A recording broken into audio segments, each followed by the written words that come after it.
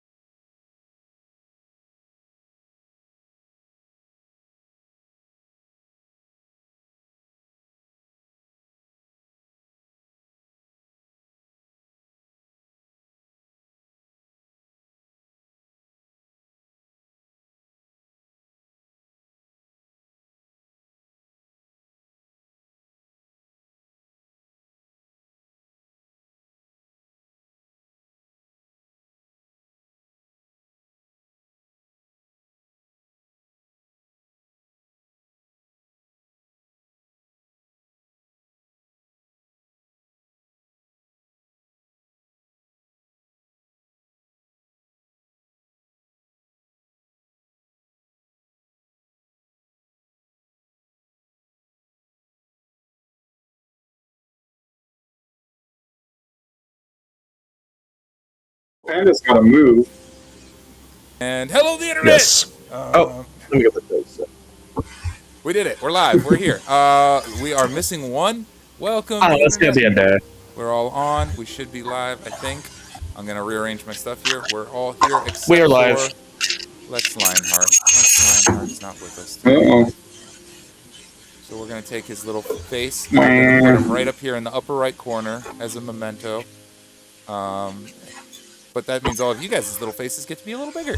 That's kind of cool. Oh, that won't work that way, will it? There we go. I should get in and make some that are the actually accurate, like, correct aspect ratio. There we go. There we go. Almost there. I can only imagine how much boring this must be for you, my friends, watching me as I correct the thing on the screen. So, I wish you could do it pre-show. I know, I do too. I'm working on that. That's okay. Our adoring fans love to watch us fiddle with the streaming layout. That's the best thing in the world. So, I'm sure. welcome to the Jane Doe's, Far Reach Co's actual play in the wonderful world of Aethrend on farreachco.com, where we are listening to our awesome new radio that is currently available for public use. Is that correct? that's right. That's right. We're it. We're up. You can go and listen to awesome music yourself. Share it with your friends. We have over 200 tracks in our station, custom made for Dungeons and Dragons and Dungeons and Dragons related things that we really enjoy. So it's all here, and it works, and I'm really excited about it. There you go. That's an intro. Speaking of music, I still don't have an intro video, but I'm really close, guys. Maybe next week. So somebody sing me a song.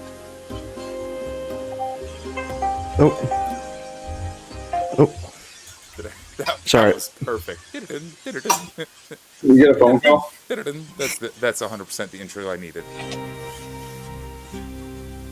Okay.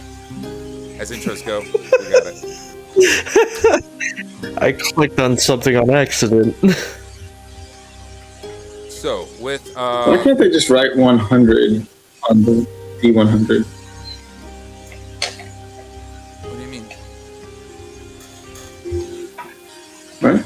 Oh, yeah. I The know D100, it has a 00. the 00 situation, yeah. They do make a single They- die that they- goes up to do 100. That goes up to 100. They do. They do. It's looks like a ball, honestly. Oh, yeah, I think I seen one of those. I've been considering getting one for a little one. With all 100 sides. With all 100 sides. One. Yes. I had, oh, it's not here anymore. I had a D30. I have one, but unless you're on an actually flat surface, it's just gonna keep rolling. That's why you gotta have a little tray for the dice. Yeah, the kids tried to roll it and it just rolled straight off. It just kept going off the table. DM, I don't know what On my the ground, I don't know what my percentage roll is. It's rolling still. It's still going. It's somewhere else. It's a rolling percentage. Yeah, I was. Not joking. That could be like the Shift Boyardee commercial, where like it just keeps rolling and it's rolling across town and it follows you home. You mean like the song? I lost my the meatball song. When it rolls off the table and onto the floor. Oh. I lost my meatball when it rolled back the door. I am not familiar I'm with not that. familiar. That was not a part of my childhood. Okay, well, All right. I guess I'm a dinosaur or something. I think we're around the same age. I think we're all around the same age. Yeah. I'm like, It was excuse split on you. last Like, night. I think we're the same. Millennials. Somebody's I don't. I mean, I can remember some of the lyrics, but I can hardly remember the melody. I'm like 32.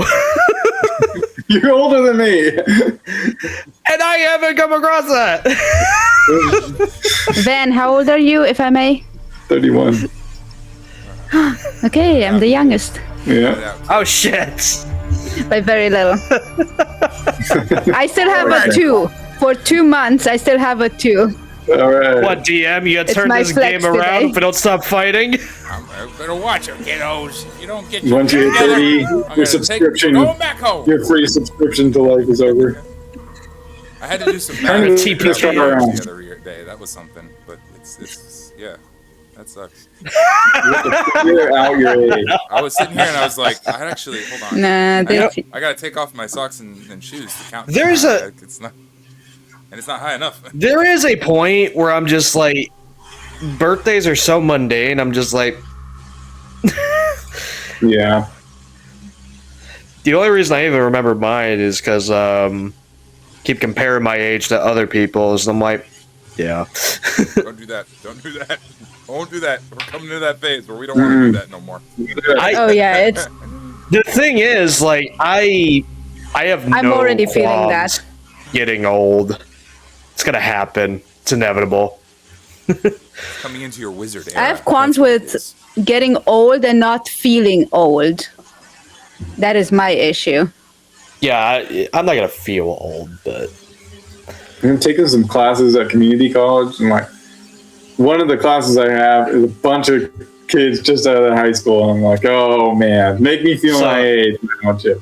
it's the Adam Sandler movie where he's like adult man with a bunch of kids Mm-hmm. in the classroom. I forgot what movie that. Yeah, I have distinct memories of like the old guy in class and in like the early days of college when it was like, and we pick on him because like, oh yeah, old guy, come on, you need us to carry that for you, old guy, and it was like, he was like 30. He wasn't. I don't feel bad now. I'm like, man, shoot, I'm that guy. I mean, to be fair, I think most people don't mind. Did we lose the I music again? I hear it. I hear it. You hear it? Okay, might just be. I need to refresh. Should be on Oh. these other nuts. Oh, I channels. just refresh. So- Yeah, cool. I am. All right, and speaking of the music, And I can close can I turn it up just a Discord. teeny bit? Let's get this game started. Let's get this game Yeah. started. So, You did our intro. I did Get our into our intro. game. I had this awesome, like, cold start planned out for this really cool, tense thing with Lex Lionheart. So just imagine that happened because he's not here. So, we're going to do something entirely different. Well, last time, No, for previously, something completely different. our heroes are dealing with lots of troubles. Great Falls City is running out of food. The Reaper Yalanatapin is after something called the Silver Chalice and has recruited y'all's helping finding it, much against your will. The Genie Defilmos seems to be, this is the big one from last week, seemed to be hunted. Man, I almost called you Doc. Again. Van. Patricio's, where Patricio got blasted through the neck and through the shoulder and nearly died. You broke the glass out, fell through the floor, and ran away. And transferred our genie friend to a used potion bottle. Elsewhere in the city, Isla visited the Talon's Peak Magical University, met with an old friend, got some information, and was given a book from the library on her way out. The living library gives you whatever it wants to give you, basically. And Therafin went off to the Sewell Manor, where you had a bit of a game of 20 questions with an otherworldly entity, and promptly went insane. And you stripped off all your clothes And naked. and are running naked through the town. They did not catch me. They did not catch you. We're gonna have to deal Wait, with but that. let's say I made it through the town. I thought I was still in the manor. You were it's a running big through place. the manor. That's where we left you off. Was running through the manor where we faded to blacken. So much is going on. The party is split up, but we did have some general sense of meeting back up. Now, Van and Isla, you guys have your wits about you. Would either of you do anything else before going I am to not. the Hazelton Manor for the meetup?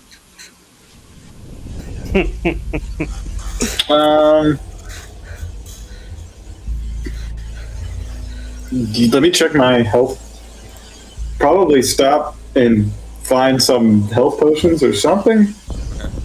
try to get some health potions off of the people in the pier. Sure.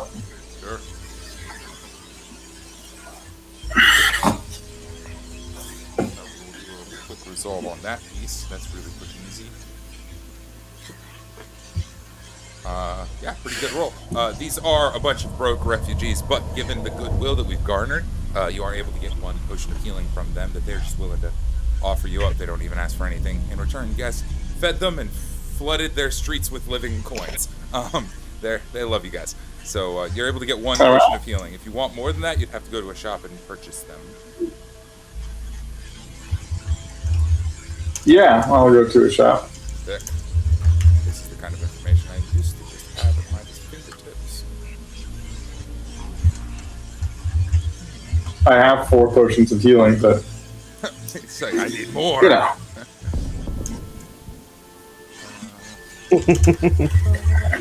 Thank you, the internet. Valid. Need a few.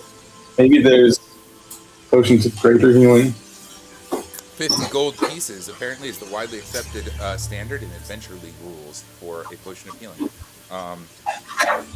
I'll say that in this time frame, we'll give you time to get up up to 5 are available that you could buy at 50 gold apiece. If you wanted to take more time to like go to different shops for a potion of healing. Just a standard potion of healing? Anything greater than that is going to be harder. I'll take find. one. It'll take a lot of time to like go shopping around for more, but to alleviate the process of does this shop have any? Does this shop have any? Yeah, 50 of gold. Oh, get one for 50. I have an important question. And You sacked a bunch of the living coins previously. Are you buying your potions of healing with regular money or bug money? Regular money. Okay, cool. You're gonna get this I'm not potion. that rude. You just feel him crawling in your pocket as you're reaching it. I'm just keeping track of how much bug money is where in the world. I'll figure out what. I will mention if I use the bug money for sure. Sounds good. All right, how about you, Isla? Did you have anything that you wanted to do before going to the meetup point?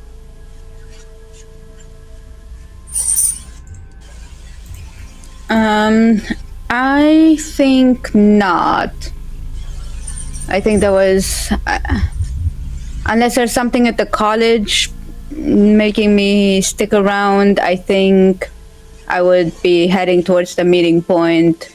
And I think I had one of the shortest missions, so Sure. I could be the person who starts maybe like engaging, like once I get to the Henselton Manor, if I can start calling on the help of all of the guard and everybody who's there, just making them aware of the situation of, hey. Awesome. Well, by the time you get there, the manor is in a little bit of a stir of affairs. So let's go ahead and handle what's going on there. I'm gonna do a quick swap-a-rooski. Okay. Did I do it again? Just a heads up, I am hearing a very low playback of our Twitch. Oh, I wonder where that's coming from. From one of us? Gotta be. Probably in someone's headphones. I'm not I think watching so. it. I'm not watching it. Panda, you? I'm not I'm not watching it. even, the sound's not even on for me. Are you hearing it right now? Yeah, but I'll say sound's not even on for me. Because I didn't want to hear double of us. Do you have the stream going? I have the No. stream going, but the sound's off for me. That's weird. I don't know where it's coming from.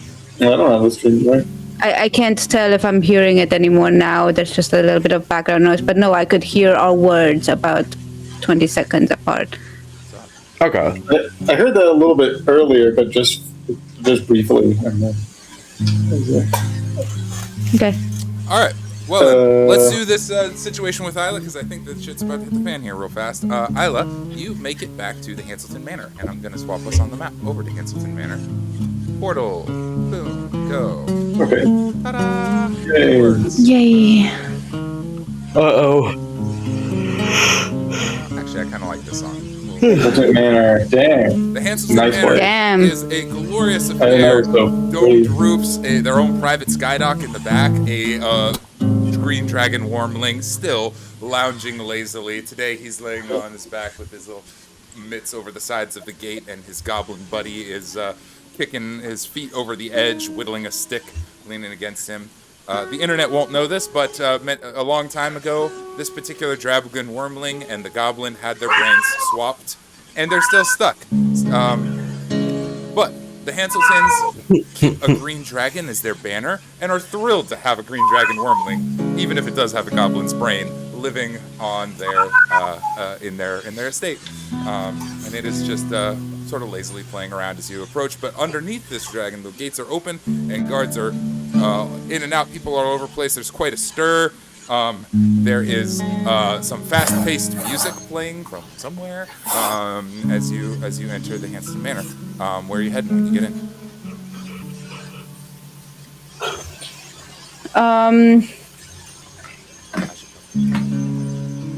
I said fast-paced. So it does seem more like positive. Yeah, positive sounds, or I would say people are moving about with a mission. It seems like a busy day. like in the office. celebratory. It seems like a real busy day in the office. Is what I would say. Not so much celebratory. The music Okay. is an anomaly. Whoever's playing some music is trying to amp everybody up. Not and more so, if that makes sense. This is andale music. Like, let's go, guys. Come on, hurry up. Wait, why do I hear boss music? Yeah, that is a little more. Okay,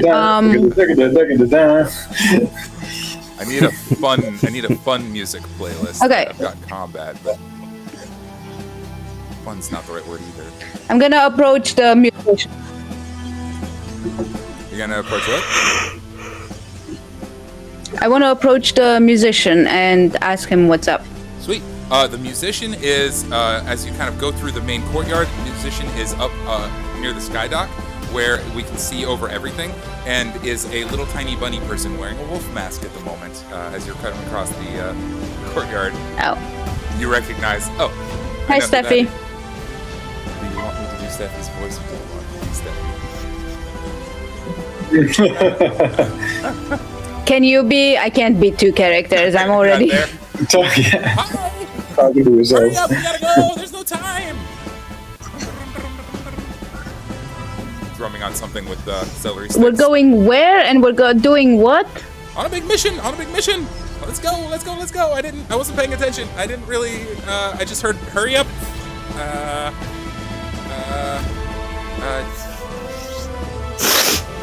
Yeah. You heard hurry up from whom?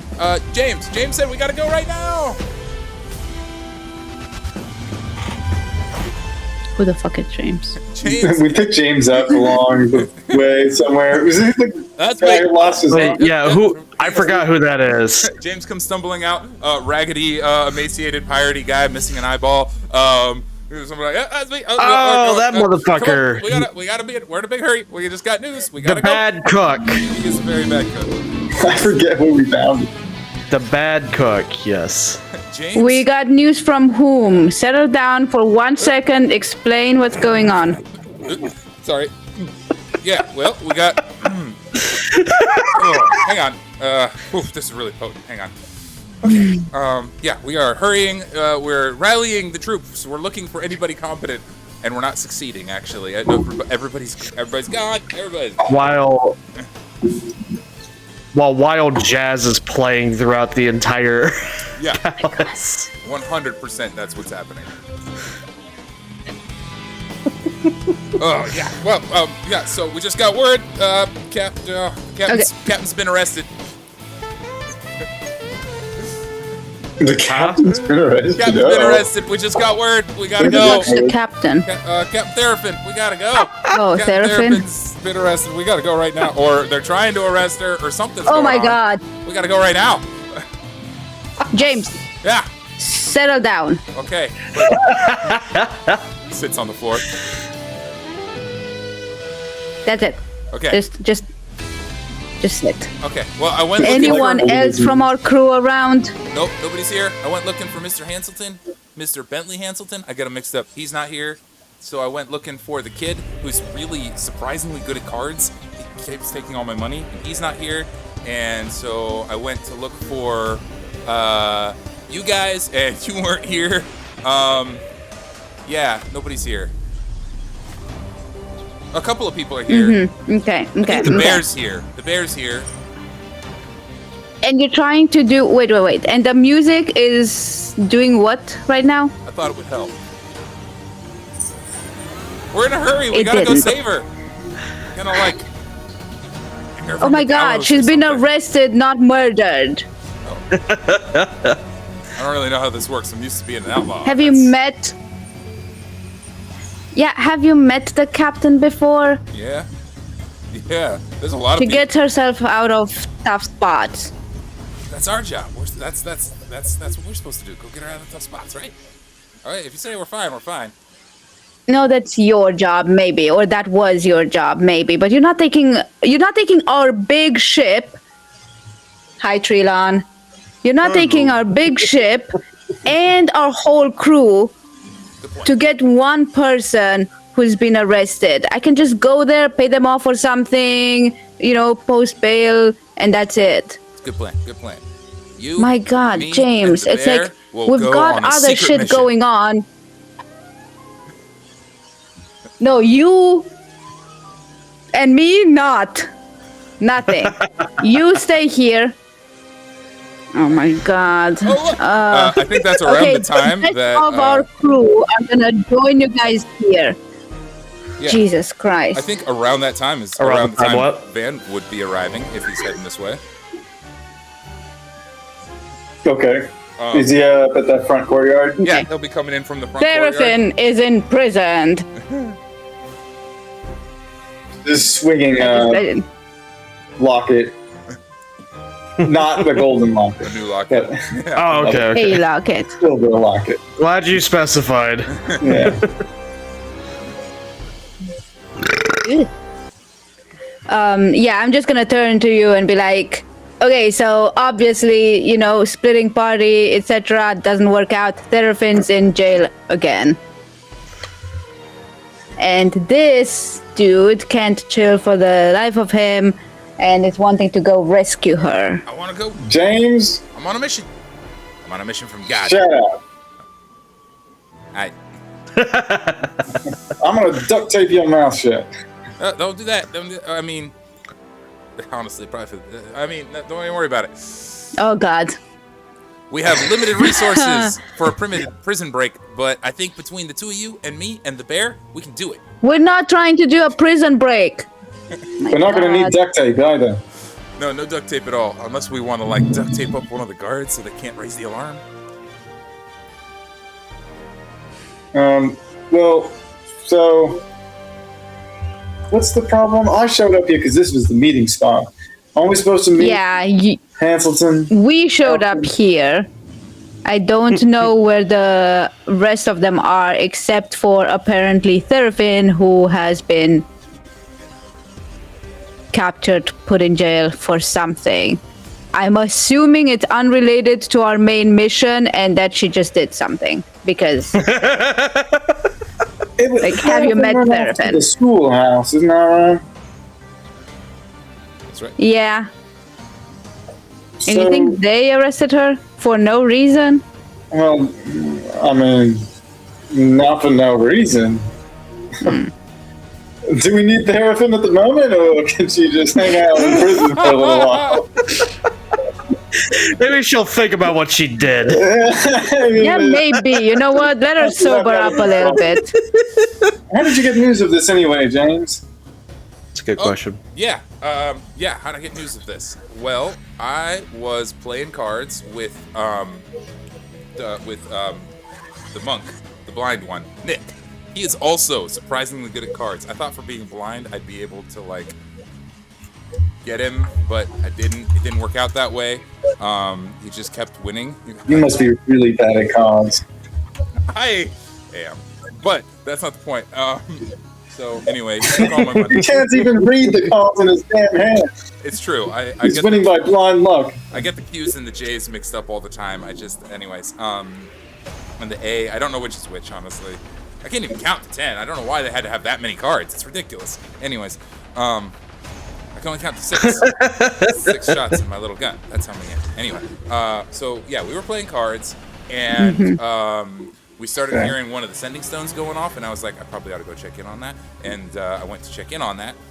We were kind of in the Hanselton's room, the big guy's room, so that might be why we were hearing sending stones. Anyway, he's got. You were hanging out in the office. I'm sure he doesn't mind. Whatever, it's not my problem. He's got good. You gotta see the collection in there. He's got Red Dragon Crush in there. It's great. Anyway, I thought that stuff was gone. I might have to take a visit to the office. See what kind of interesting stuff he's got around. Yeah, sending stone goes off. Fella with a real funny accent says, "News from the about Therafin, blah blah blah." And I said, "Who is this?" And he said, "Who is this?" And I said, "It's Mr. Hanselton."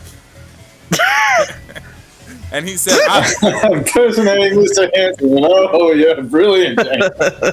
So we hired you, of course.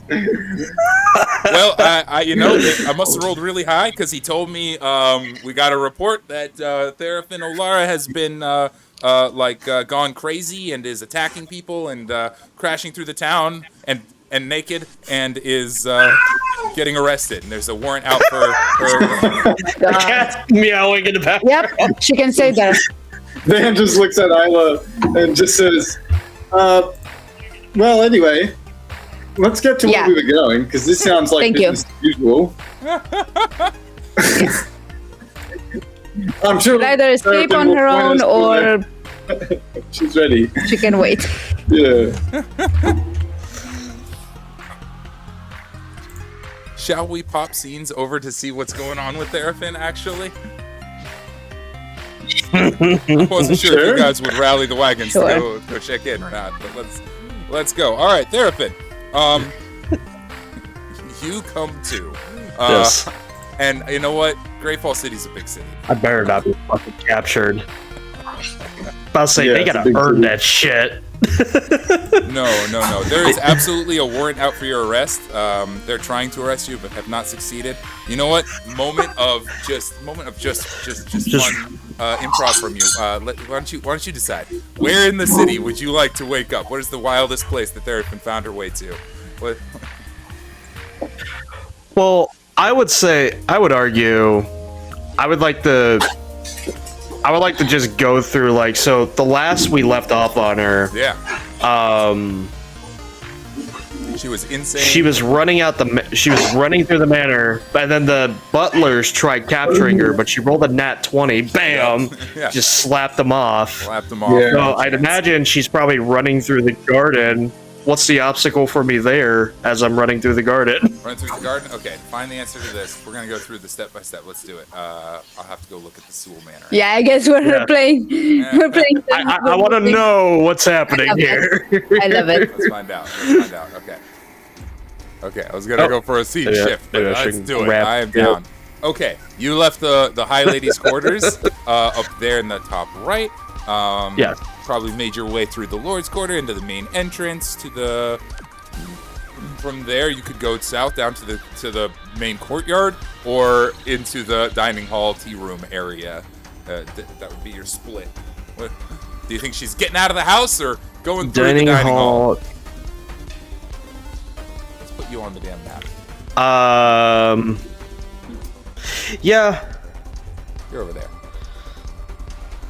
You would have made it about that far, right? Okay, into the grand hall. Yeah, because you started off over here in the ladies' quarters and busted through all of this. And look, you're. I'd probably barge out the front doors because Let's do it. Because I'd probably barge out the front doors, to be honest, because I wouldn't be thinking, because I'm not in a good state of mind. Mm-hmm.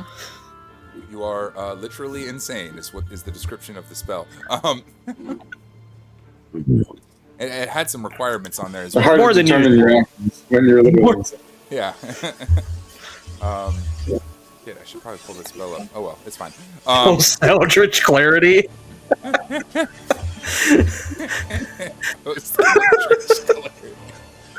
Oh my god. Okay, Courtyard has a little Thank you, steam. chat. Yeah, it's got like a little steaming fountain in the middle that's filling the whole area with this light mist. It's got a pool off to the side that is deep enough to swim in. It's got these pretty purple leaf trees all over the place, statues, banners, all the way down. So, the steam, what do you call it? It's like a little. So, is it like it's a fountain? Okay, so it's not like it has a tunnel in it or anything like that. They got to be pumping the water up from somewhere. I guess so. Why not? Yeah, but it's not like I could just. It's not like I could dive into. It's more like a public fountain where it's like it just has pipes coming up. Yeah, and it's been designed to be hot enough to like cause some steam and mist to come in to create sort of a magical, mystical feeling in the area. You know. Now, is it like just floating up, or is it blowing it up? It's blowing it up pretty solid. You know. Okay. That's it. So what I do is I take one of the flags, I rip one of the flags down, so, destruction of public property, because that's what I do. I'm going to make a little makeshift parachute out of it, and I'm going to use the steam to parachute me up in the air. That's awesome. Roll something. Roll something. Roll a d20 and add some modifiers to it. Acrobatics? Acrobatics feels good. Survival feels good. Acrobatics... I could see intelligence. Let me see. Let me phrase it this way. And I love doing this. I've been doing this more and more lately. I want you to choose the check, and depending on the check you made, that's what we're going to determine. For example, if you're interested in surviving this feat, roll a survival check.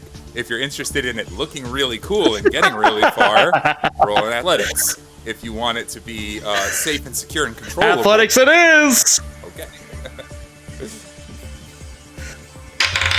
Yeah, right. The outcome, that makes sense. Yeah, depending on the outcome you're aiming for.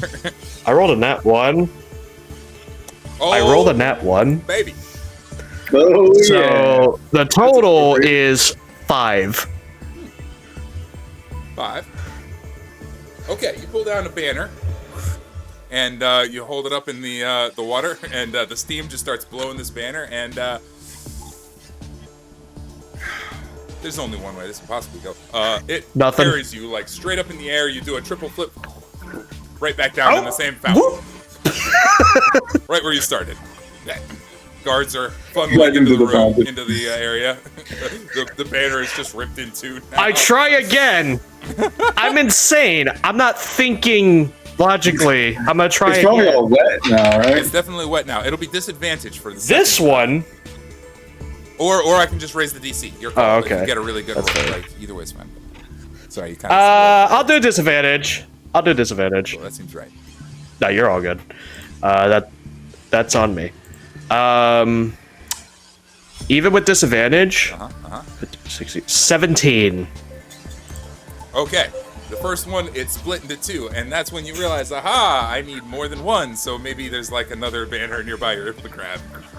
Get it all together. 17's enough. Off we go. Well, there's a bunch of them all around. I really love this. I really love this image of like, try the thing, it breaks. Try again, it breaks. Guards are coming in. Try again, and this time, off you go. Naked Therapin on purple dragon banners flying over the city of Greyfall, right over the right over the walls, right over the guards who are all like, stop her! Oh. Off they go. People are, shielding. I'm wearing underwear. I'm not completely naked. Okay, you're flying over the town. Parents are shielding their children's eyes as you like soar past. Of course. You're aiming for one of the walkways, but completely miss, and just Patrick's. like slow motion all the way down into the end city. All the way down.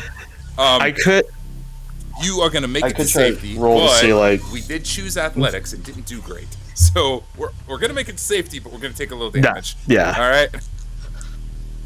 Oh, absolutely. Did you lose all your gear, too? A 2d6. Oh, yeah, I don't have any of my gear. You got shit. Man. You got no things. That's rough. You got no things. And Except for, do you have your gun? No, I didn't. Make it in the fray. I ripped it. I ripped it all off because I'm insane. This is great.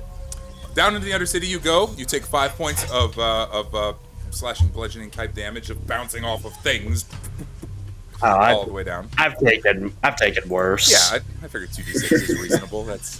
And you slow the fall, and you land in just a huge pile of just refuse and waste that has been cast over the sides of the city down into the Undercity.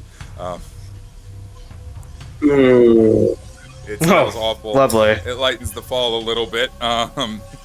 But this is where you are. The sun doesn't shine down here. Well, you're trashed. You're trashed. But you have escaped.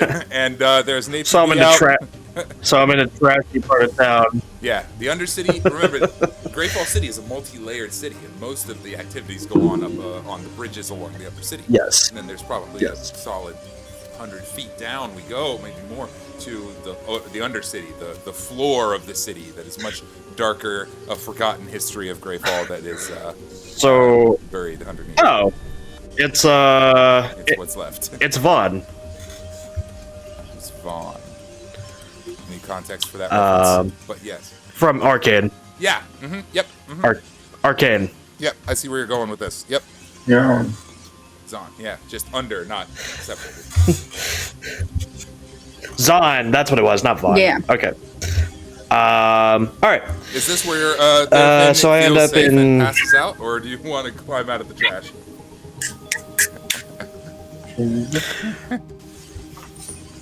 I'm gonna climb out of the trash and find a nearby tavern. Easy. Off you go. Out of I feel like we gotta put her in rehab. In rehab. Well, it was an honest mistake this time. Oh my goodness. Out of the trash you go, and go inspecting the lower city. 6. Not 6. We gotta have a tavern somewhere, right? Oh, the lower city? Of course. Absolutely. You're pretty far from Albion's Rest, which is the only place that you'll have found. But I'll say it takes a while of wandering. You're not sure how long you've been wandering, and I don't know how long. I don't even know where I'm at.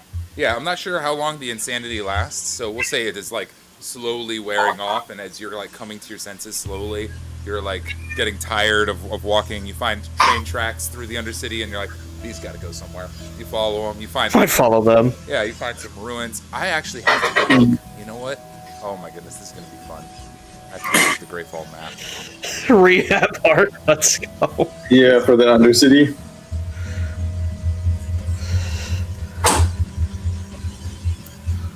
What would have been in this region once? You know, and this isn't the first time Thurfinn ended up naked. It's just this one was actually accidental. Yeah. As you go along. I don't remember a map of it. As you go along through the Undercity, eventually you come across a little inhabited part of town. There's lots of buildings, just many of them are abandoned. The city is built up over time, but you find a little inhabited part of town. There's a couple of wagons kind of coming in and out, very poor, very disenfranchised. The people are kind of like looking at you like, what is this? What are you doing here? But there's folks around. There's definitely a tavern there. You just wandering in. I wander on in. In you go.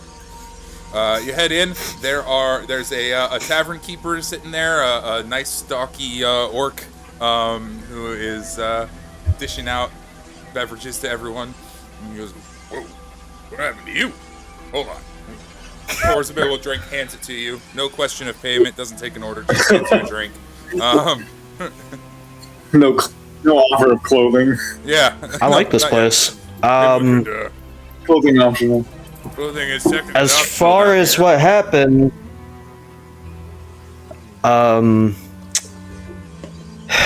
so I went to a manor, and bam, we'll switch over to the other party as I explain my story to him I love from it. what I remember. So, we pop scenes over to you guys. Isla and Van, you guys have been at the meeting place longer than expected. Both Therafin and Lex have not arrived, and we'll say like time is getting to where it's like feeling uncomfortable. Like they should have been here by now. Nobody was going on that long of a mission. What's up with you guys? Oh man. Quick question. Wait, who's here again? Here at the manor, at the Van Hanselton Manor. Let me get back off of this fighting music. Oh, we're still at the manor. Yeah, pop over to the Hanselton Manor where you guys are at. Yeah. We're still there. Okay. And just I'm gonna go into Alfred Bentley's office. awesome. Alfred Bentley's office? Excellent. It is a well-appointed room. James leads you in and subtly disarms like the trap that is set on the door. He's like, don't want none of that problem. I've set that off 3 times before I figured out what they were doing. They kept changing it, but now they don't know. We're good. So you can't win at cons, but you can disarm a trap like that? Once in Amazing. a while, I do all right. I'm not totally useless. I've actually got a stat block. So. Anyway, yeah, here we are. The office is well appointed. It's beautiful. It's got a but practical.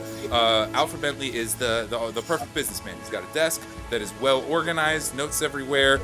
He's got a handful. He's got books along the shelves that are relevant books. There is a ton of them on swordplay and a ton of them on like histories of different families around the house. Nothing like no leisure reading here. He's all business, all trade deals all the time. But Business. the thing that attracted James to this office is the comfortable office chair, the large desk, and the select bottles of rare liquor in the lower drawer. Well, I'm gonna take a play out of his book and sit in the comfortable chair. Oh yeah, it's the most comfortable chair. We got the most comfortable chairs here. The best. It is very cozy. Oh my god. It is very cozy. There's whiskey and liquor and everything. This is the best chair in the house. This is the best chair in the house. So. We have the best chairs. I imagine Nobody has chairs like we do. I imagine Somebody's sat in this chair. In the room? Butler, anyway.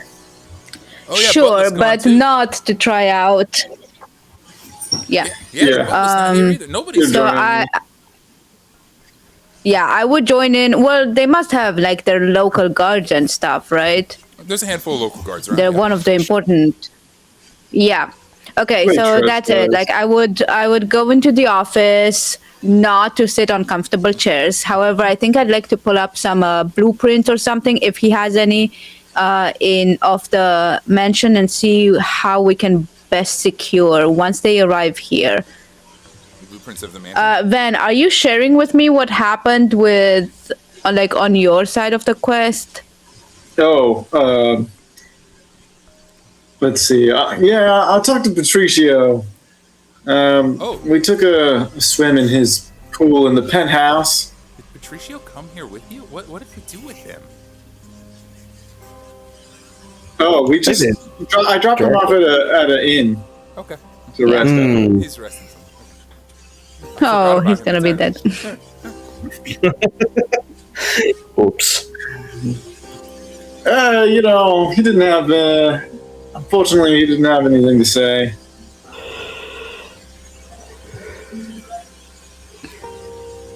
Okay, so you're not telling me about the attack. I'm not. Okay. I'll say that as you guys are settling in, Devilmost will come out and sit crinkly in the corner and be like, I am still in need of a proper vessel. Have you found anything for me?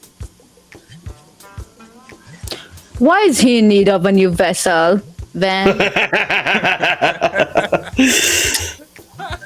Rockets have a way of getting out of hand. But he wasn't in a locket. Yeah, he was in a golden He locket. was in a vase. No, it wasn't golden. It was his No. my vessel. Oh, It's not okay, a right. vase. He moved My from the vessel. base.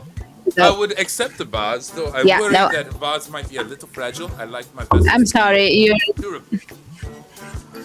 Not like the used push. Look, if you okay. could- What is So this? what is it you're wanting now? It's not my consent. You can travel however you wish. I was just trying to help you escape. He's gonna hold up the potion bottle, and inside you can see like a couple of little tiny couches that he has created for his comfort inside of it, like a little miniature habitat inside the bottle. And he's like, "Look at this. Could you imagine living in these conditions?" It looks cozy. Oh, you got a great couch. How is that worse than a locket? It was gold and shiny She's got a point. and beautiful, and people can just look in it It and was see what I fun, want to yeah. do. I can't have it. How about I just put a gold coin in there with you? Would that help? No, especially not because most of your gold coins are alive. I don't want that mess peeing on my carpet. I don't know. Then why are most of your coins alive? What am I missing? The coins are alive. Stephanos is in the bottle, and you have Because of, bugs for coins. I think I see one, like weren't there. walking up your lapel. Yeah. The gold coin kind of crawls up the inside. Yeah, it's crawling around on my building. Back down in. There's nothing in the universe more banned than like gold coins just crawling out of your jacket and you're like pushing it back in. Like that's It's really totally appropriate. I have an idea. okay. How would you feel about residing in a defective mirror? Oh no. Deathmost of the defective mirror. Exactly how does a mirror become defective? I'm not really clear on what that means. Like mirrors, Do you want to look into it? mirrors really only solve one proper like function. I don't understand. Sure? I don't know if a genie's ever lived in a mirror. This one's like a. Just imagine Snapchat filter. Oh my god.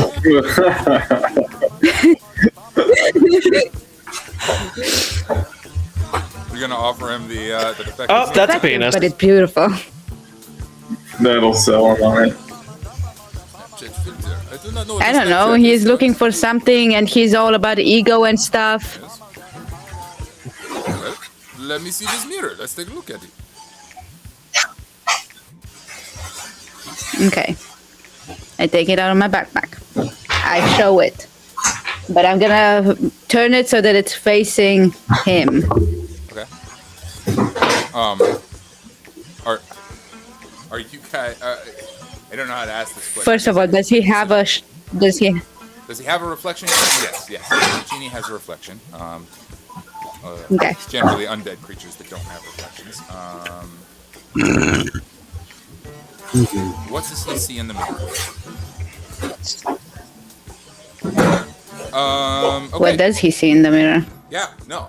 Deathmost looks in the mirror and looking at it, looks at you and looks in the mirror. If you guys peek around to kind of see what he's looking at, you'd see that it is the Deathmost that you first met. Very comfortably dressed, big fleshy mustache, and normal skin tone skin. No green, no magic, nothing. This version of Deathmost is just a regular, average, simple person. He looks in the mirror and says, "I accept. I will be Deathmost of the defective mirror. That is reasonable. I have a minor concern. If the mirror becomes shattered, I would be very upset. So you must protect the mirror at all costs. And I would do the same. It is a bit fragile, but I like it." Okay, if I put mirror back in the backpack, you okay with it? Do you have enough surface to live in?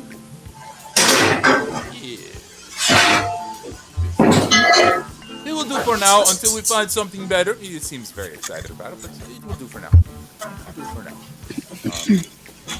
He does his little ritual. all of Van, his do you little- want to still be his guardian? Do I want what? Do you want to still be his guardian?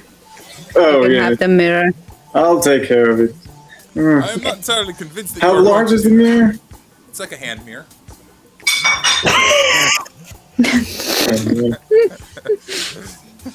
Huh. He looks in it.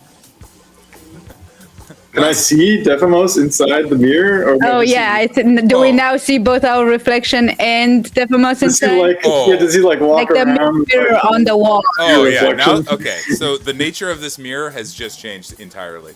It used to show something akin to either your future or your desires. Now that Dephamos has moved in, it shows Dephamos' view of you as an individual.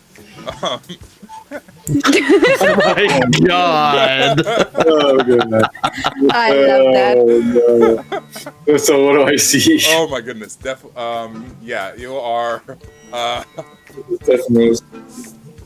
Oh my goodness. I just can't even begin. Dephamos sees you as wow.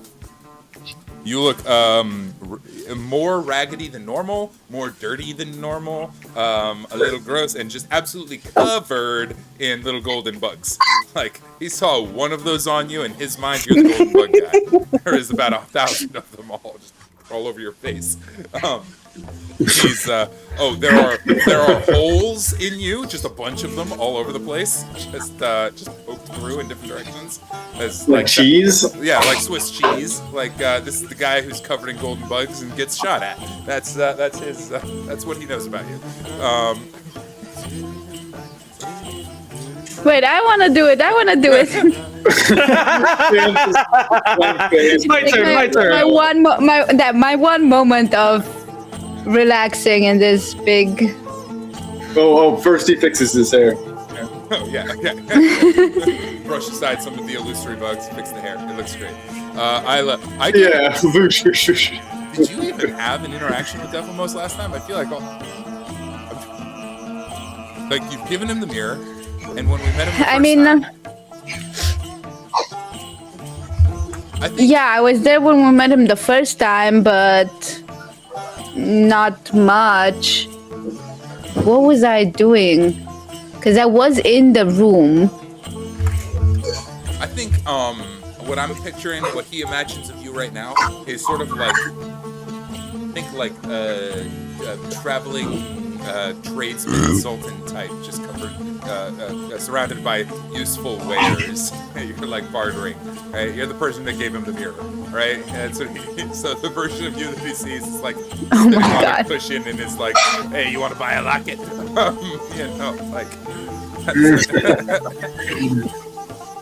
You want to buy a watch? Wow. I watch. He doesn't think very highly of anybody right now. But that's what he's got. Dephamos is settled in his new mirror. Okay. There is another point of order that I want to address before I forget about it. Just to change scenes too terribly, but as we're putting him away, you did receive a book from the Talon's Peak University that we haven't even looked at or talked about yet. Yeah. You have that if you want to deal with that. You got the time. If you want to save it for later, that's also. Also, while you're deciding on that, go ahead and decide. We got time. No, I think right now I would rather look for what I said originally, the blueprint, and letting the guards know that we might have a situation coming up and to take the most defensive posts possible. The blueprints are to know kind of like if there are any. I'm kind of assuming he would in his office have a blueprint of the house. Yeah, I think we've seen them before. We have. We once defended the house. We've from seen them before. Yeah. Use the blueprints. I won't even ask for a roll. We've done this before. You know where everything's at. You go to work, right? Line everything up. Send in the guards where they need to go. No roll necessary because like I said, you've defended the house from invaders in the past and set up defenses, and the guards are. I want to know the weak points, so maybe for that a roll is necessary. But I'd like to look for what our weakest points are. Yeah, go ahead. Or point of entry that I wouldn't think of, or something like that. Sure. Okay, that's a 14 on the die. What kind of roll am I doing? Something like an investigation. Okay, it's gonna be a 15.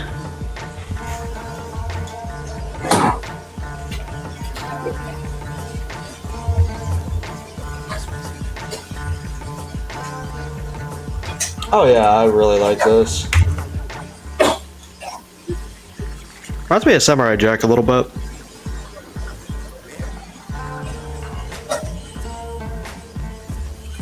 What's that mirror called? Something mirror? The defective mirror. It was called Defective Mirror. Defective mirror. Yeah.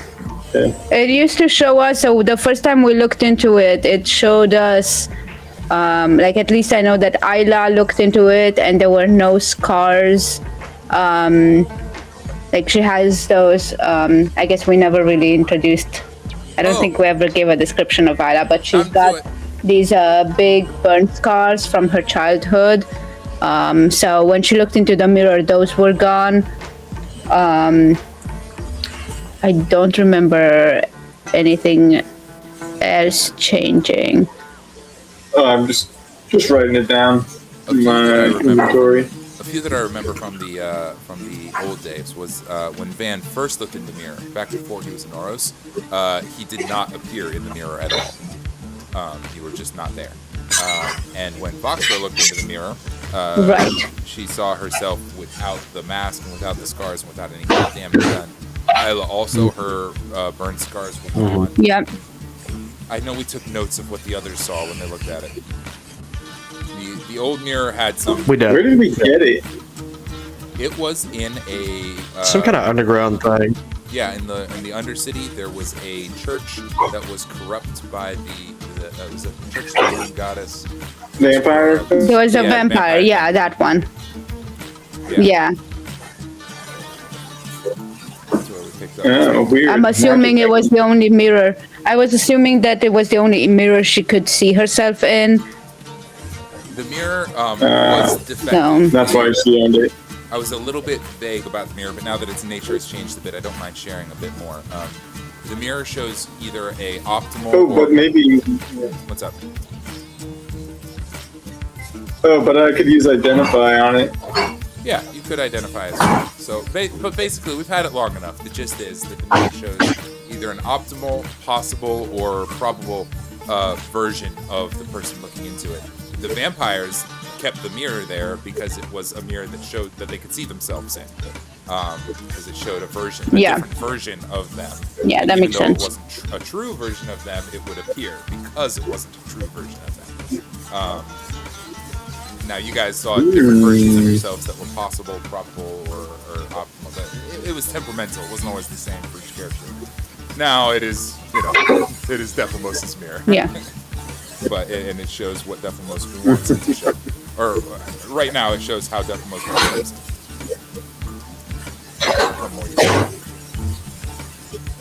I think so.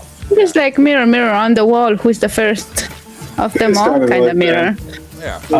If any, The chat says, "Mirror, mirror in my hand, who's the baddest bitch in the land?" Oh my God! Yes. Go. Well, we all know who that is. It's Voxra, which I wanted to throw that out there. We're at the Hanselton Manor, and Voxra is here.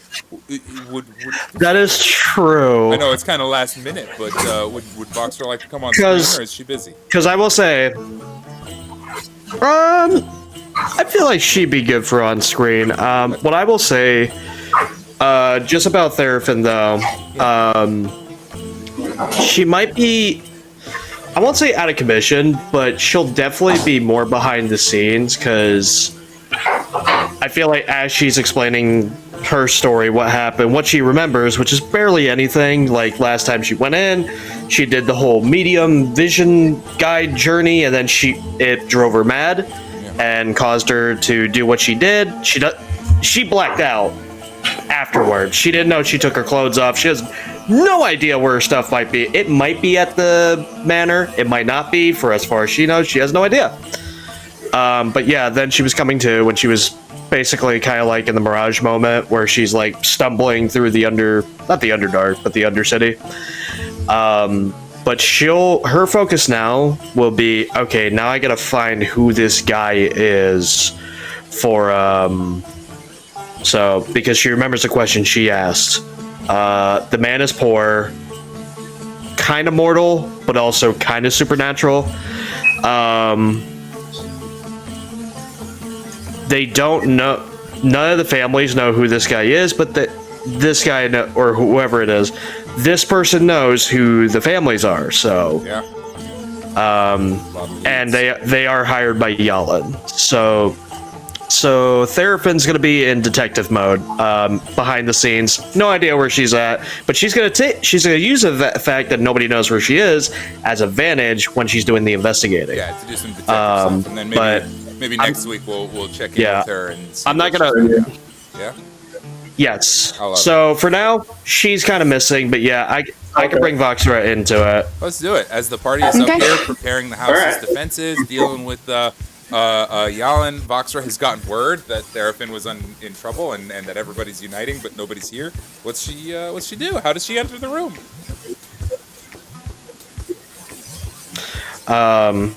So this is Hanselton Manor we're at, correct? It is Hanselton Manor, and we should swap the music.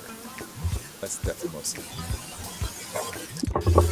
I guess we could all introduce our second character for just a second. Like, they don't have to be played, but so that we know who all, because I don't think the internet knows how many companions we have. We have a lot. My intention was to introduce them. Collect all the strays. Yeah. If for anyone who's anime, if you're watching One Piece, you're basically watching it at the point after Water 7. But anyway, bunch of people. Bunch of fucking people. Voxra is a 6-foot tall desert-dwelling nomadic woman. She wears tan robes. She has bandages all over her face and a gas mask. She would deal with a lot of salvaging.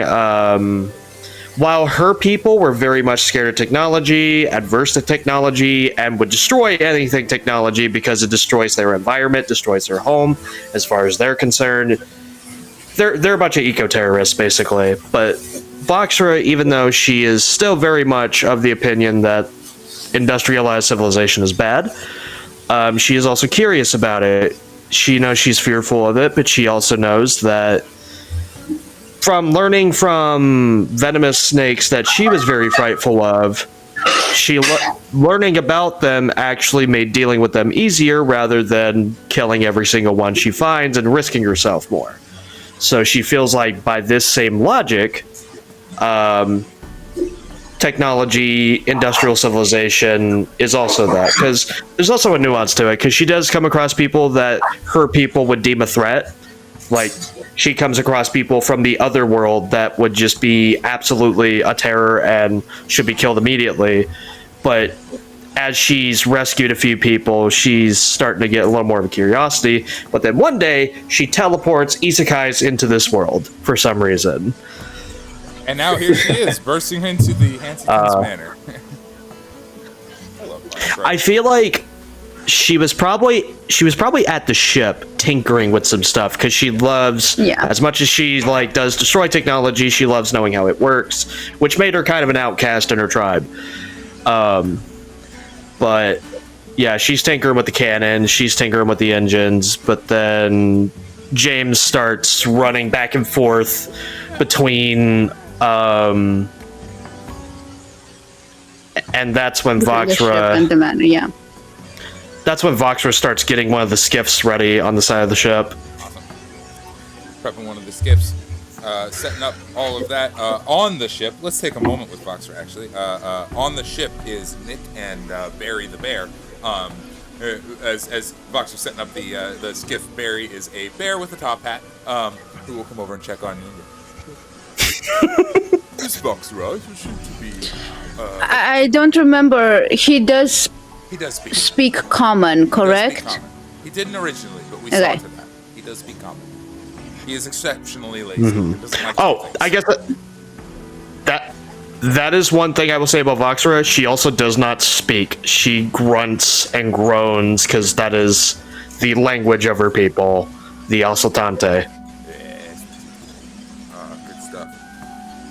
Anyway, Barry, we'll check in on you. I feel like there was something that you did that let her speak. Besides Bartholomew. Wasn't there something that you decided to be able to... I think we did, but I think it's off right now just because she's not worried about it. There was some talk of it, but Well, no, I thought we put it in. Yeah, it's like you. There was some talk of it, but you weren't really feeling like it was the direction you wanted to go. And I think that was if you were gonna play her main again. Okay, that makes sense. Yeah, then she just used grunts, groans, and I can describe what she's doing. Bartholomew could be the still around. Bartholomew could be the interpreter. Bartholomew, I'm not gonna play. Yeah, I'm not gonna play as him a lot, but Bartholomew is a little what's a cat race? What's a cat race in y'all's world? Carthian. He is technically a very small Carthian. Cathian. Carthian, yeah, very smaller than normal Carthian. Okay. Not Tabaxi. Carthian. Carthians are much smaller, right? Not always. This is atypical. They're humanoid. I think he was from the Feywoods, right? I think he had some stuff weird. Yeah, because I know he is actually he's house cat sized. So for the backlore there, the Carthians are cat-like humanoids who have some cat-like features. Some Carthians go through mutation magic to become extremely cat-like. Some are just like, bigger eyes, longer ears, whatever, little things. But Bartholomew in particular is a much smaller than average Carthian on account of having been trapped in the Feywood so long. They aren't all that size, but he has undergone some wild transformations. Trapped in the Feywood. Yeah. Yeah. I also believe the Carthians are a form of Fey, aren't they? They actually do have. Yes, their origin. Yeah. Their origin is from the Feywoods. Yes. Okay. I'll say that's all we know about Bartholomew. He got transformed by being stuck in the Feywilds for so long. He got rescued out of the Feywoods, but he is more cat-like. He's like the Calicos in Monster Hunter. When they found him, he was pretty cowardly, but lately he's been a little more adventurous, a little more roguelike, kind of think like post Hobbit Bilbo. I just keep imagining Puss in Boots. Yeah, that's how I think. Right? Yeah. Exactly. No. As far as looks go, it's just Puss in Boots, yeah. Yeah. But he's not quite boisterous like Puss in Boots would be. A little bit more maintained in his personality. Yeah. Can we as of now, go back to the Albert Bentley's office for a sec? Absolutely. Yes, actually, yes. Because I did make a roll, and I actually never got an answer for my roll. Yeah, we should finish that before I say something. Yeah, I was hoping to drag a Foxtrot into that scene, not start that secondary scene. Yes. Okay, so off over there in the office, you made a roll. What was the total on that, Isla? It was a 15. 15. And that was to look for weak points in their defenses. So as for weak points go, defenses of the manor, when we defended the manor previously, Norman the butler took position up above the Grand Hall on a sort of hidden platform where he could attack targets at range. And he was a key and instrumental part of the defense, right? We had our people on the ground, but the fact that we had this like hidden sharpshooter effectively up top, he pulled out some long rifle, not his usual little derringers, and was just picking people off. And that was where they could cover where their weaknesses were. That's a huge dependency on their defense, and him not being here means that like that dependency is fallen through. Areas that might have otherwise been like, oh yeah, the Norman has got that covered, we ain't got to worry about it. Those areas are now like in question, right? This would be... Except that we are waiting for them to return here. We are waiting for them to return here. Right, I mean, that was the meeting point, yeah. Here, I'm just giving you your current situation. Gotcha. Weaknesses of your current outfit. Go. Thank you. The main crew missing. Norman is like the backbone of the defense. And I'll tell you that would like... Yeah. The defenses are largely centered around Norman's exceptional prowess. Like, it seems like we got one guy who's kind of carrying the load of the defense of the house here in a big way. Now, as for entrances that somebody might be able to get into, that's tricky. We've got the main courtyard. I'd say that the Tinker Shop definitely has a sort of access route from lower down, an elevator going down to the main city, where they get materials in specifically. So that's a possible weak point because it is an access point there.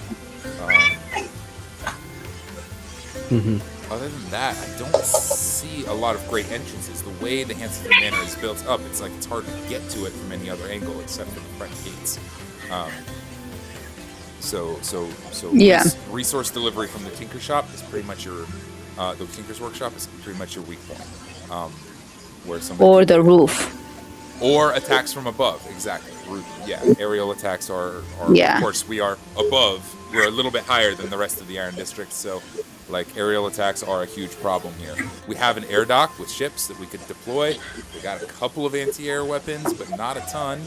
It's a tricky thing. But that's where the defenses lie. Okay. Cool. Okay, then were yeah, that's you something. trying to do something in here? Okay, workshop.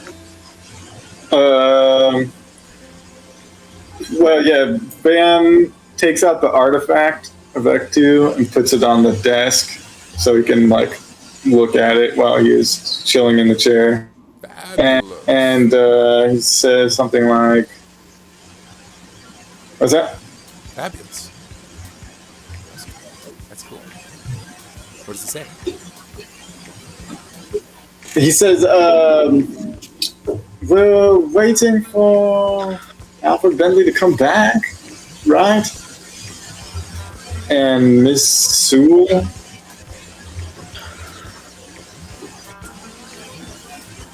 Yes, and Peter and Kalenia and Alfred and Norman. And because we need to warn them about. Oh yeah, Lex. We need to warn them about what might happen. Yeah, that was the Brock. Oh, you already said that? Warn them about what might happen. Do I see what might anything happen? on? What's the warning? I'd like a warning. James is kind of like getting nervous.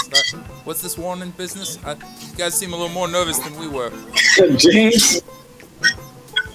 Just Somebody always hit him. stay on your toes and you'll be fine. Just somebody hit him. Yes, stay on your toes. We might get company that is not friendly. That sounds exhausting. All right. Oh, I know. Van's going to go over to the books on the shelf and see if there's anything that is about Act 2. Outstanding. Give me an investigation check. There is definitely stuff about Act 2, but give me an investigation check. Okay. How do I change my name on this? That's an awesome question. Investigate. I think you have to. I don't think you can once you've Yeah, once you're in, I think you can. If you just refresh leave the and page, yeah. it'll re-enter. It's not worth it. That's It's not worth it then. Great note for future stuff. Along with now that we can like also change our device settings, a change your name setting might be a future. It's extra, but anyway, Yes. that's not what we're talking about right now. Yeah. Also, I Yeah. have let you guys down. What am I rolling? An investigation check? Yeah, investigation. Oh, Okay, that's why do you 18. say that?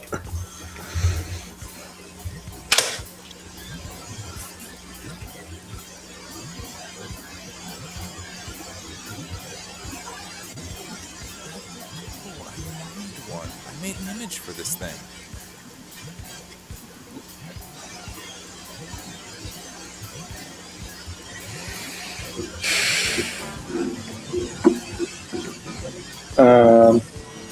Did you catch that? No, what was it? I'm sorry, I didn't hear you. 18. 18. Oh my goodness, 18 is fantastic. Yeah.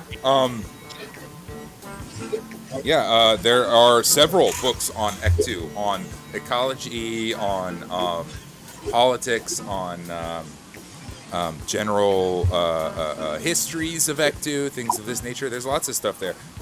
Maybe not as much as something that you like. I'll say that the islands within the Republic we have a ton of information on. We have a couple of books that are like kind of spotchy plot, information for Ectu because that's an Imperial land. But if they exist in this city, they are in Alfred Bentley's office. So all the information that we have is here. What's the direction of what sort of direction would you like to receive? I'm looking for something on Ectu that might mention old civilizations or maybe archaeological sites and digs. Yeah. Okay. There will be these sorts of things. 110% there will.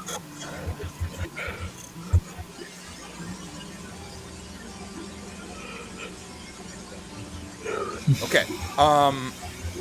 Yeah, you pour through some of these, Doc. You're pulling out these books. You set the artifact on the table. James is instantly interested in it. Ooh, wow, what is this? And it's going through the different books.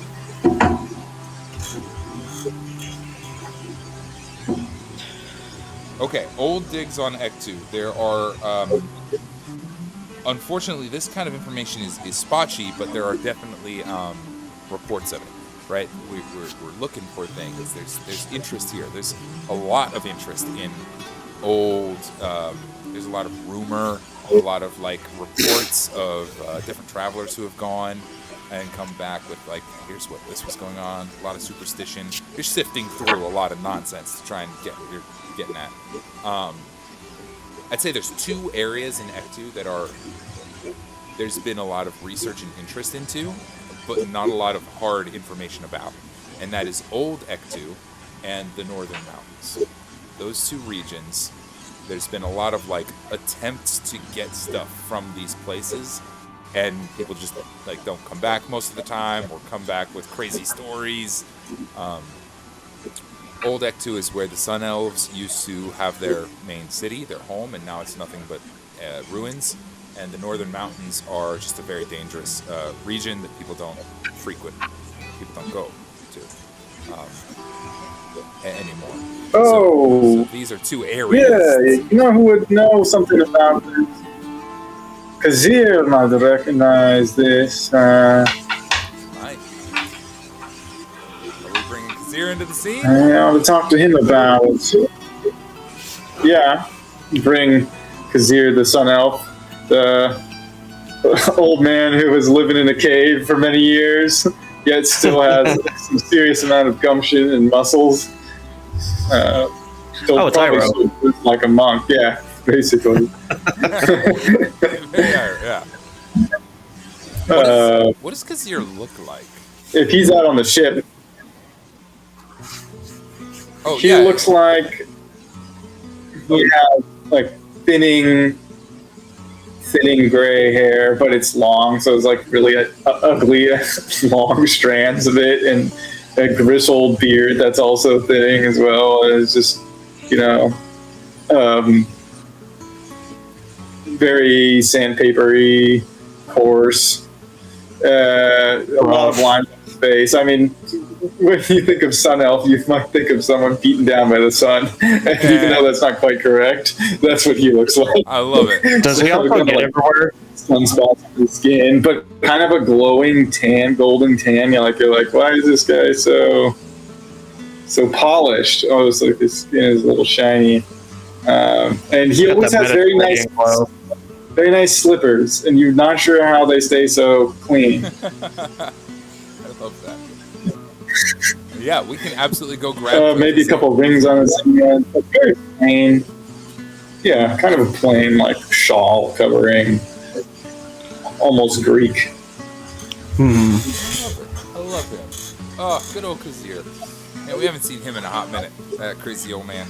Okay, so let's pull some of these characters together. Kazir, bringing our second characters out. We have a whole whole meeting of all of these characters. Since we're introducing them, Isla, do you want to properly introduce? Hey, Steph.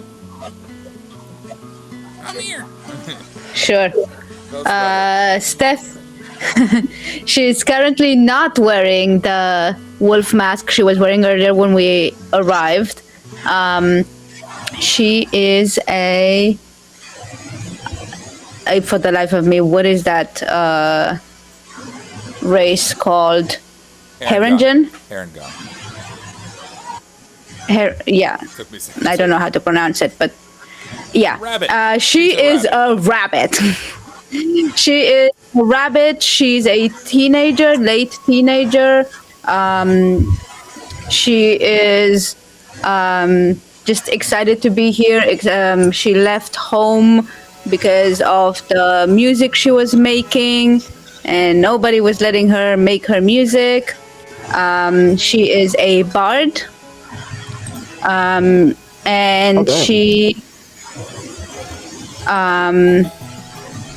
she has a, it's not really a dual personality. It was I don't have her character sheet handy, but it was something to do with the background. Yes, it is, and yeah, it has its own name. When she casts spells or when she's in combat, she doesn't fight as Steffi. She can still make music as Steffi, but when it's dire, the world knows her as Wolfenstein. She has a wolf mask she puts on, and her whole demeanor changes, and she can now cast spells. And most of her spells are charming spells. A lot of enchanting her audience. She plays with 2 celery sticks, but generally any vegetable will do. Especially once she chomps on one, she'll pick up another one. Yeah. Awesome. Okay. So let's just say that everyone makes their way to Alfred Bentley's office. That makes sense if we're here. Piling in. Everybody who had their business. Come on in They just knew here. there was a party or something. The whole group. Barry the bear, who is a Oh, living bear, what is just directing character? traffic. Come on in. What's that? You have one to introduce as well. Oh, Oh yeah. I do. Oh yeah. Since we're on the topic of it, why Yeah, not? go ahead. Everyone is coming in, including Yeah. Saber. Saber, she is skulking in the corners, and she, she wasn't there, and then she was. It's very cool. It's a little less cool than she wanted it to be, but she's trying real hard. She is a blood hunter with light armor that is covered by a cloak and dark, almost black, straight hair. Does she have a... No, she does not. She usually has a single red braid, but she does not currently have a bounty right now, so she would not be wearing that. So she is about her business. The oddity about her is that there is a little living hand crawling on her shoulder from a random one-shot a long time ago.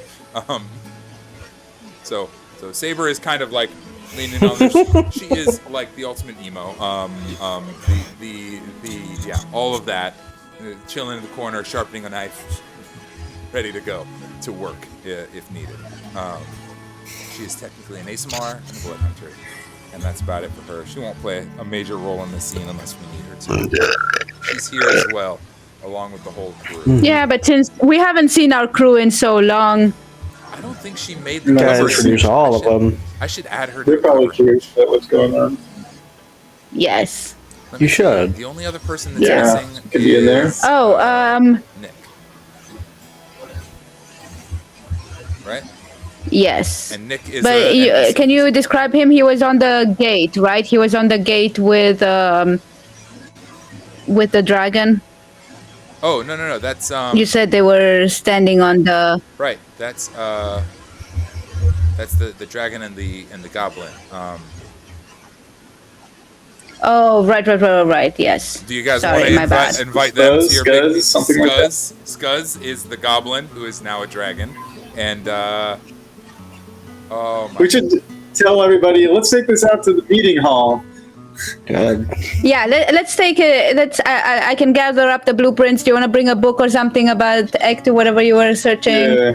And we can go into a bigger Artifact space where we away. can all. Yeah, a meeting hall would be perfect. Yeah. Lock up, Or on the deck of the ship so that Trilon can also. Trilon and the little one. What was her name? I don't remember off the top of my head, but there's a little bitty tree there as well. All right. Doesn't Trilon have a little friend? He does. Oh, I guess Kalenia will be there too. Yeah, Kalenia's he has a lady not friend. No, Kalenia is. Kalenia is not. Yeah, Kalenia's Yeah. Okay. Lex and them. Yeah. Okay. Yeah. Let's do it on the deck of the Okay. ship. Are you guys cool with that? Full team meetup. All right. In that case, describe Trilon. Trilon is the body Rockstar of the ship. keeps her head up. The ship Yep. itself is a That's galleon. all. I'll probably describe the ship later when we have Lex here as well, because this thing is going to be important for a while. This is the key one. This is an important one. The ship is a galleon, which means it is a large adventuring ship that is, looks like a pirate sailing ship, but is able to fly. Ice cream? In particular, Ice cream? Ice cream? Yeah. In particular, behind the sails is a tree that is growing out of the deck of this ship. The ship itself is made mostly of copper and iron, but the tree's roots are interwoven all throughout it and going through all of the cannons up and down the sides. The ship is well armed, and so is the living tree that's growing out of it. Trilon today has armor that has been put over him by the Hanseltons, and his roots have grown into it, so the armor is attached to his body. And he is this big, dopey, living tree on the back of the ship, who is, We got an ent. Yeah, you got your own little tree ant living on the ship, whose vocabulary is mostly swear words. You get that girlfriend for that one. You fuckers are back. Oh, What the shit? Wouldn't you know it? Hi, assholes. Dan's gonna start the meeting and say, "Well, we've got this artifact that apparently came from Ectu, and I've got this book here a little bit that talks about it, but Kazia might know something or two, and then Saber. I don't know if you've ever been to Ectu, but if you want to talk on the matter."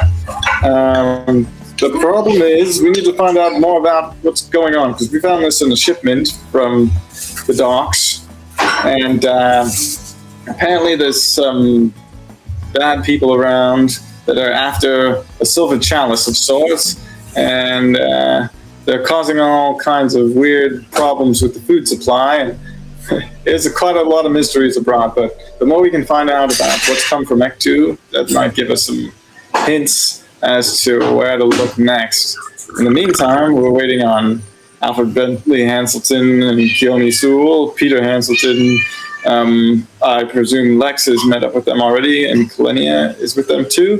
We're waiting for them to arrive, so in the meantime, stay on your guard, and we might need to get the ship in the air so we can combat any trouble if necessary. How does that all sound, everybody? Sounds good to me. There. I'll wait down below. What do you guys have to say? Everybody has multiple characters. Good plan, Feel free Bear. to jump around to whatever character you want. Not everybody. Voxer's just staring blankly, just like, what the hell did you just say to me? Just be your usual self-boxer, that'll also be well. These aren't the characters to be triggered by that, but my brain's like, oh, be well. What? Yeah, oh, we will. Well. So while the memories bleed over into other people, wait, why do I know I feel that? like we'd get a sort of a weird vibe from that, like like deja vu, just like. But moment I heard that, you were just saying it offhanded, and then I'm just getting a Vietnam flashback, like... Yeah, get in the right mood. Alright, I'm gonna go ahead. How about can Zir roll maybe a history check? Yeah, let's have Kazir roll a history.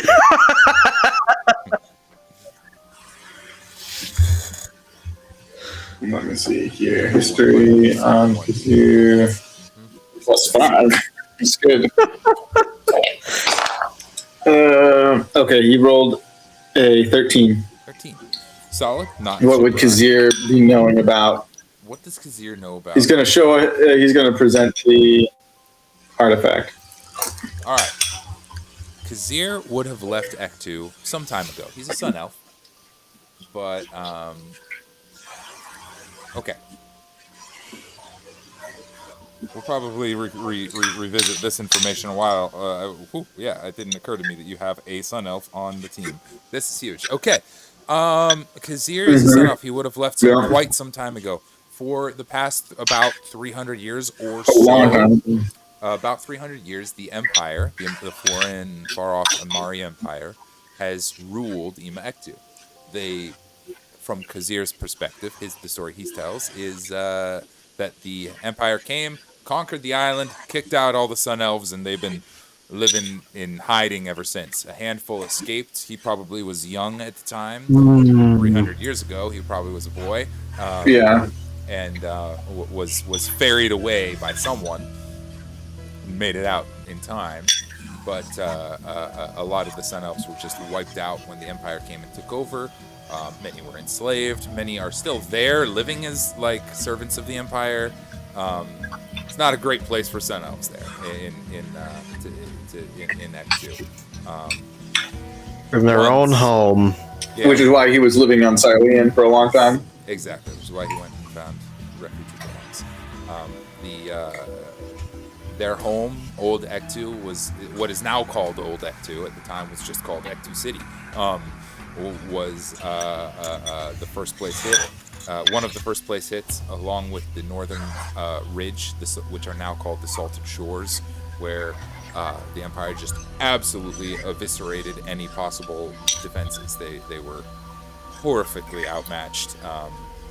They came in with a huge lineup of powerful wizards and just said, "We own this now," and that's kind of now. Granted, I'll tell you that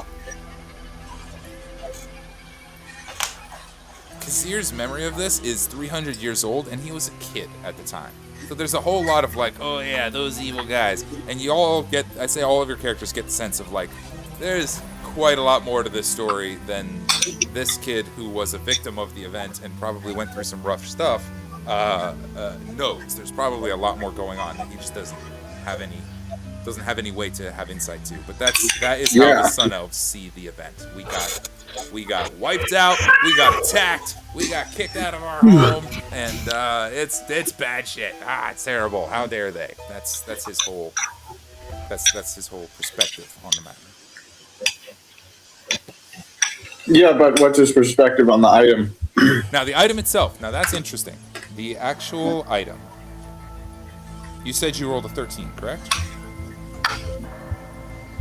Yeah. 13, I think, is enough. This relic is a large chain with a rock on the bottom that is split. And you could it's big enough that you could easily wear it as a satchel. He'll recognize that it is certainly from Ektu and probably from Old Ektu. But the writing is not Sun Elf. It is not related to Sun Elves. It's like this writing on here is like we would have had this, but we didn't write this like in our language. We wrote this in the runic language of the giants. Okay. Yeah. So he recognized. Okay, so Kazir says, "Oh yes, I recognize this. This is the language of the giants. Very distinct from Sun Elf writing. Not the same at all. Same at all. Easy to mix up because a Sun Elf probably wrote it and has their kind of flair, but it's definitely in giant. Patterns and whatnot. You know, giant fingers. They're this big. They can't write fine things. Small characters. Okay, so yeah, then he confirms like what? Probably it wasn't written by a giant because large fingers could never do this. I just explained crop circles and those giant circles. formations in South America. Okay, well, This is the kind so of he's done old, explaining that. yeah, this is the kind of old Act 2 artifact that the Empire would not be happy to find around. This is the kind of old Act 2. This is definitely old Act 2 is what we're talking about. Back when the Sun Elves... The Empire Yeah, this is find? yeah, this is pre-Empire stuff we're talking about. Okay, so maybe more valuable than... Well, if they're having a discussion around the table, I suppose they might mention something like the Empire, they love magic. They hate technology, so they would probably have a heavy interest in it. But also maybe the college here in the Republic might be the place to store it or talk to someone about it. I think Van's going to say to Isla, when we get a chance, let's talk to your friends, mage friends over at the college. They might have a stronger interest in this historicity of such an object.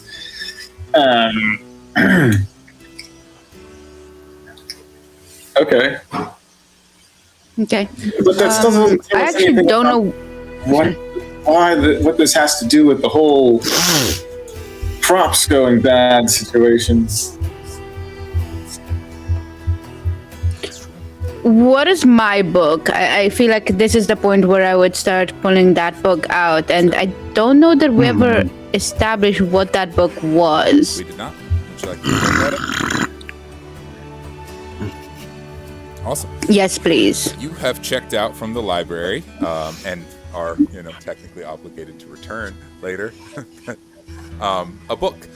It has a. We know how that works. Yeah, it's a pretty thick book. It's pretty beat up. It's got a paper covering that is ill fit, and as you're kind of dealing with it, you know how like books have especially hardcover books have those paper. You know what I'm talking about. But immediately upon inspecting it, this paper does not belong to this book.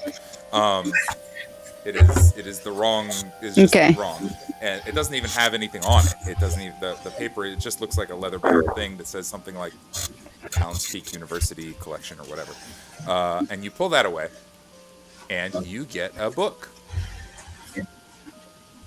The book in question says Rufflands Illustrated, Trailblazer Legends, Volume 10 of Secrets and Sands. It's got a little stamp in the corner, University Archive, redacted. Oh my god.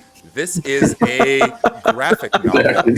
This is a, the pages are worn and beat up, and as you kind of flip through it, there are images of the legends of the Trailblazers, folk heroes from out on the sands, gunslingers, rough and tough legends of the sands. I'm going to make this public, save, and share the link to the thing in the chat. Right there. Boom. Okay.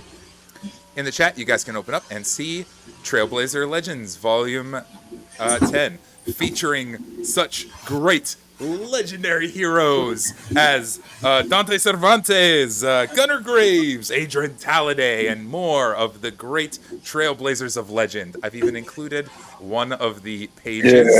When you flip it open, one of the early pages shows a story of Aethrend Talladay, vampire hunter, and there is a incredibly jacked, muscular cat man shooting guns, launching dragon blasts at vampires, commanding devils, causing the powers of darkness to work at him, saving a small squire with a glowing sword. Aethrend Talladay is quite the folk hero. I want to put into perspective, in this timeline, Aethrend Talladay is sort of like George Washington kind of territory, if that makes sense, like culturally speaking. And this would be just an absurd story. Like this is the equivalent of seeing George Washington Vampire Hunter. Is kind of, it's sort of what we're seeing. I was about to say Abraham Lincoln Vampire Hunter. Didn't we do an Abe Lincoln Vampire So it's Hunter? a fanfic mythology. This is a fanfic anthology. Oh man. Or is it? I had a lot of fun making making this particular book for you. But that is what you have in your hands. Rufflin's Illustrated, Volume 10, Trailblazer Legends. So, Okay. with this book, what do you want to do with it? What are we doing here? Well, it's in the style of Indiana Jones. Honestly, what the heck? I'm gonna start flipping through it to see if there is a picture of the object in it. Which object are we looking for? I'm just also thinking. The one that the artifact that Ben the artifact has, on the table? or one just that also looks have- like it. Okay. Go ahead. Yeah. Go ahead, Panda. I just also have a sneaking suspicion. It's like an invincible situation where the person who knows everything wrote it as a novel, but really it was just instructions for. It's coded instructions for how to do a thing that's fiction. But that's just me talking about the table. I don't know if my characters would know that. Boxer probably wouldn't. Boxer probably wouldn't have any reading that. Yeah. Okay. Yeah, What role do you want me to do for this? Yeah, back to our good old luck roll. We're flipping through the pages. Perception, I think, is the one. This is a big Okay, book. that's This- gonna be a 23. 23. Oh. Dang. This is a large book. All right. This, Fucking book I smart. have a +7 perception. this is an anthology series. The Trailblazer Legends series. There's a bunch of them. This one is focused on mystic folklore type things of that nature. So we can refer to this book multiple times. There might be stories in it, but they are likely to be about as accurate as Aethrend Tatladay Vampire Hunter was. So It's not that inaccurate. Right. Do the players know that, or not the players? Do the characters know that? there is I think we know some stuff. Like the legends of the stories exist, right? Because we came back to Aethrend. Whatever we did there, if it got shared or not. Yeah. You guys will appreciate that your entire party is represented on that one table that I made. Everybody's there. Anyway, I had fun with that. Anyway, 23. You guys are solving my mysteries too quickly. 23. Yeah, there'll be a story in there.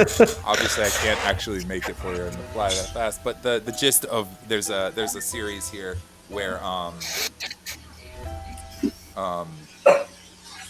Gunnar Graves. We'll go with Gunnar Graves. I have a list of names here. Gunnar Graves, legendary folk hero, is treating with the giant folk and helping them hide some of their magical artifacts from the evil powers that seek to exploit them. And he's going through various traps and having to sneak things back and forth. And the things he's sneaking are these artifacts that look like what Van has. On our folk hero, Gunnar Graves, it looks like a satchel, but it is clearly from these images meant to be a necklace, a pendant for a giant. It is also a matched pair. That's the big piece of this that this thing is showing. It's like he always has two, and he's always giants each have one. You've seen those little necklaces. I have half, you have half. It's cute. This is how these things work. Mm-hmm. And he's helping them Gotcha. sneak these objects out and under the cover of darkness, so nobody knows, and hiding it. The city's not what it used to be, and all that. He's being very clandestine about it, getting it all. But Gunnar Graves helped deliver the secret artifact to the envoy that's flying away from Ektu forever. It's safe. That's the story. Okay. Keep it safe from who? What's that? Sorry, say that again. Keep it safe from who? This story.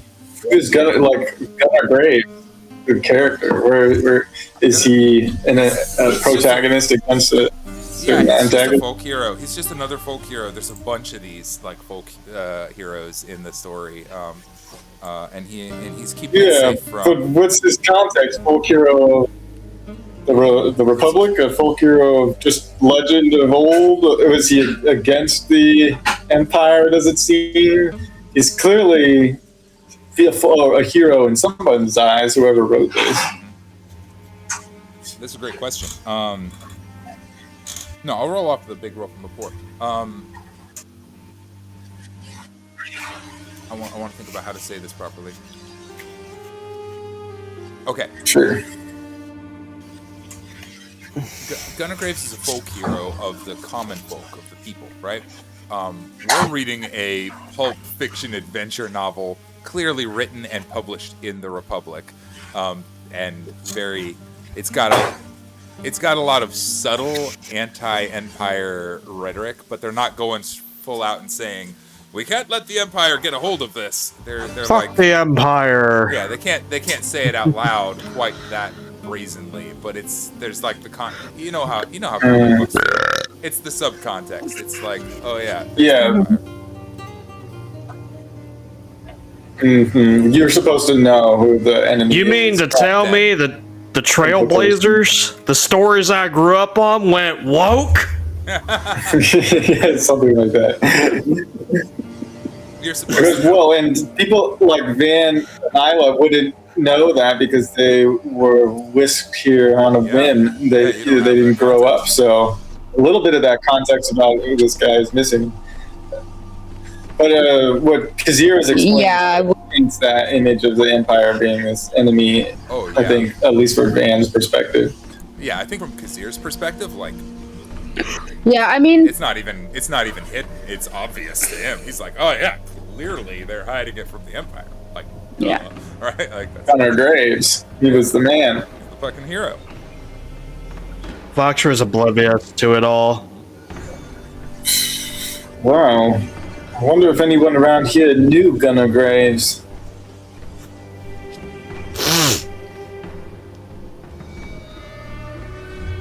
I'm thinking through the lineup of your crew, and they're all kind of looking at each other like, who reads comic books? Does anybody read comic books? Yeah, right. I don't read. Voxer stares blankly back, going, Do we know anybody who reads comic books? no, we're all from not here. Steffi, maybe? She seems like the nerd who would. Is she in the comic scene? given she's...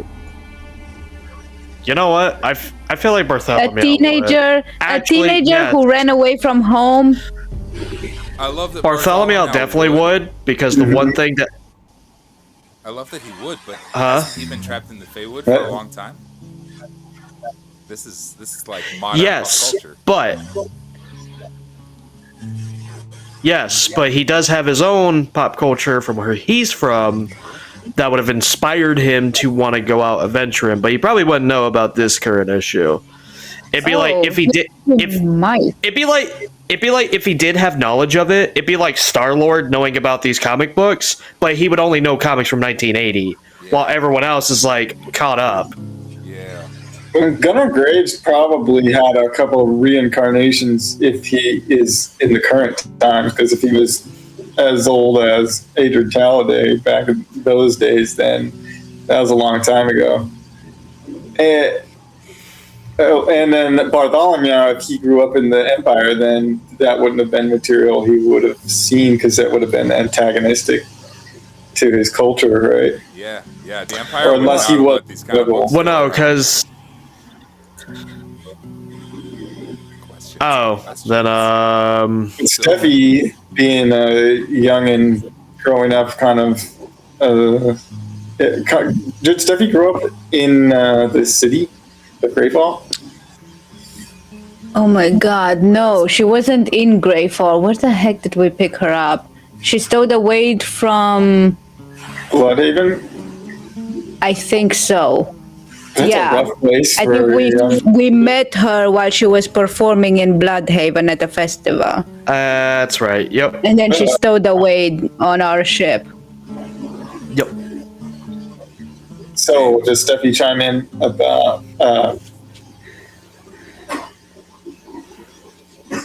the Gunner Graves? I'd say if I'll let Steffi make a history check on this one to see if she's familiar.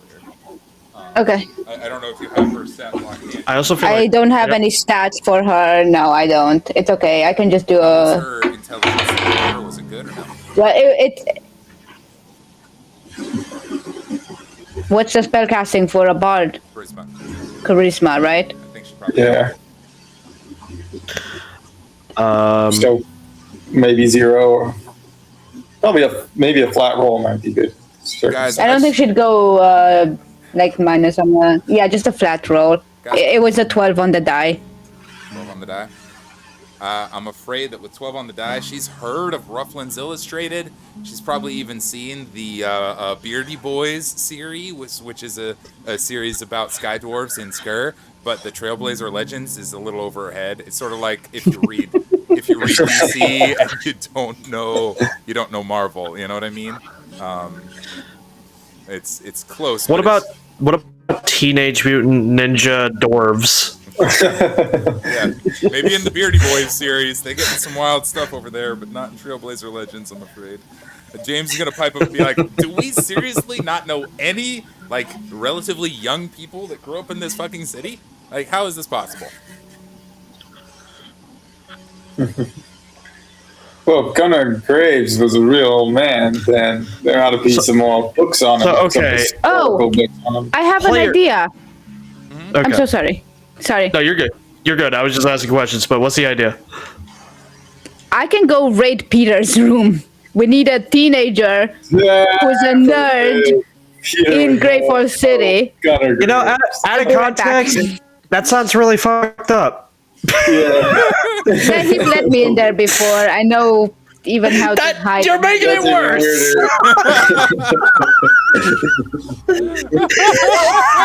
weirder. I'm sorry. You're gonna go Is right. everything chill while this is all going on outside? Nothing has happened. Has the party arrived back from the Nope. church? Nope. The party Is from the it dark church outside? It is getting dark. It is getting toward evening, and the party has not returned from the church. The church crew has not come back yet. And Isla never mentioned the the talking stone, right? So, To the person at the library. Rocket stone. I did not know. Okay. I mean, I didn't think it was necessary. She doesn't know about the rest of the party, what they were doing. So right now, I don't think it would. Yeah. you're raiding Peter's room, is what I'm I think hearing. that might be a Alright. last resort. It Yeah, sounds like I am gonna go see if he has any more comic I books realized I was on. Awesome. or Quick graphic novels or whatever he quick calls them. investigation or perception check, your choice. As everybody's going back and forth trying to figure out what these I stories. mean, why would I not go with them? Higher Dante one. Cervantes. But like, what are we Graves, what are we doing? as a player? What are we trying? What are we even trying to figure out? More about these. We have a couple of things.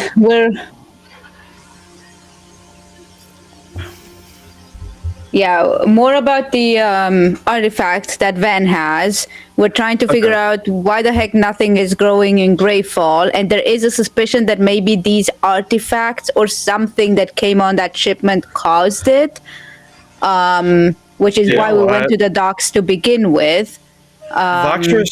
Voxer's gonna go ahead and run a would it be nature? Maybe let me look at my list of things I know. Wait, rolls, yeah, guys. this is Voxer. Just making sure. It's a lore dump day. It's a lore dump day. Make some rolls. I'm here to.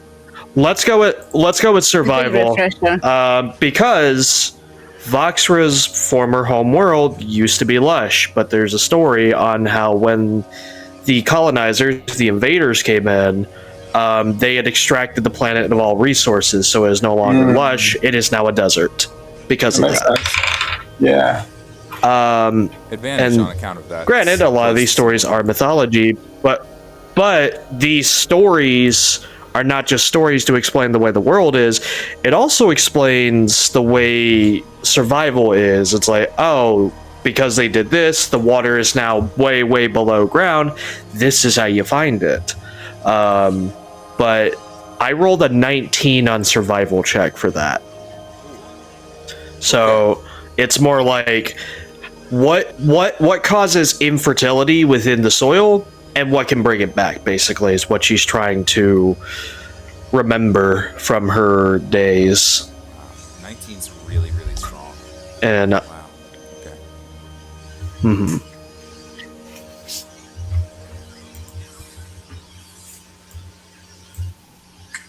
So deserts can be man-made. That's perfectly possible.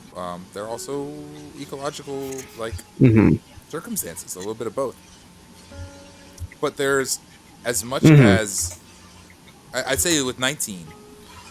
I'd say that Voxer saw evidence enough to believe that while intervention can create a desert out of a formerly lush world, it might be possible that people's intervention could create a lush world out of a desert. Like both directions are technically possible in the realm of what she's seen and what she's experienced. Right. What could cause it is what you're asking specifically. What could cause something to become a desert? What could cause it? Well, mainly what she's trying to diagnose what the problem is and what the solution would be. Yeah. 19 is really good. I'm going to say that, like... Probably not the solution so much, yeah. Yeah, I want to give you as much as I can, however, with a 19, because it's a pretty damn good roll. But we are talking about a desert that you've never seen and that you're not in and you don't know anything about. And we're just kind of evaluating based on a comic book and a history book. I'm talking about Greyfall. Oh, I'm talking about Greyfall. We're talking about the Greyfall situation specifically. So less about the desert thing and more about like what could cause this sort of black thing.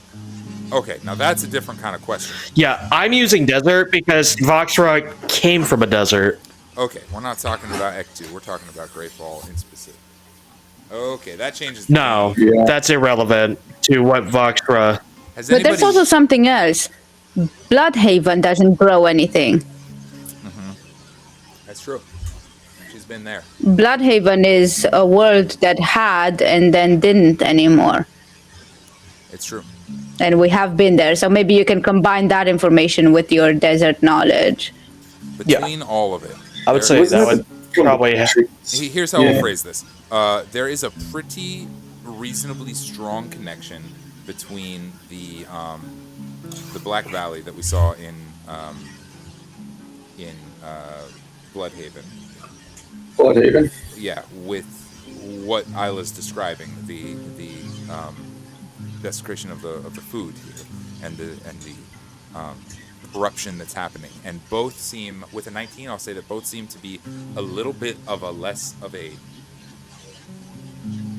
It's not poison being poured into the earth. It's not a physical ailment. There's something a little bit metaphysical, a little bit almost spiritual to what is causing this change, right? In both situations, it's like everything's fine. Technically, everything should be working. I mean, for fuck's sake, we have an arc druid casting spells daily to try and save the crops here.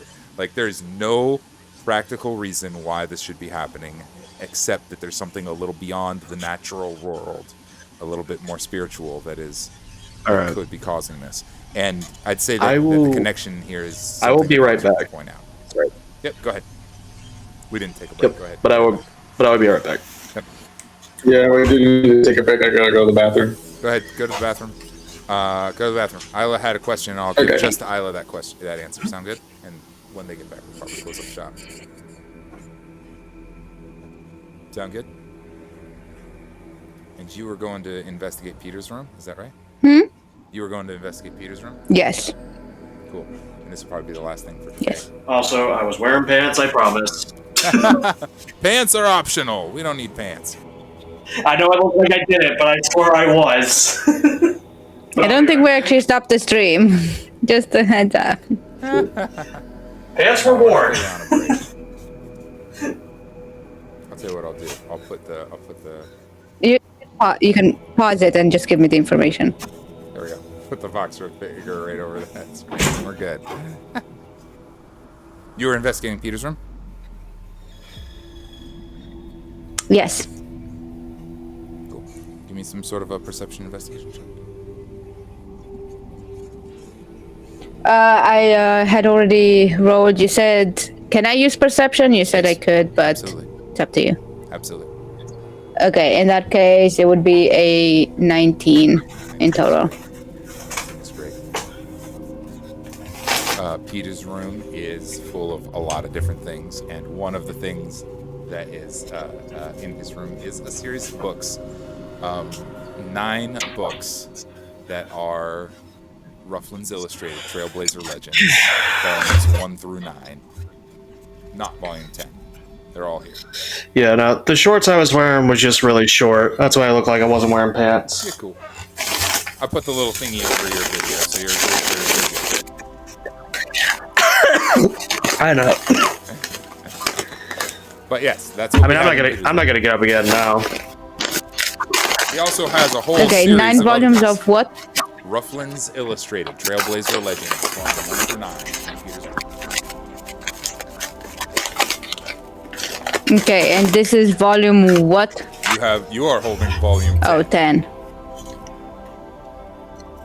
Yeah. Okay. What else does he have in here? I mean, if I'm snooping, I'm snooping. If you're snooping, Oh, you're snooping. Lord.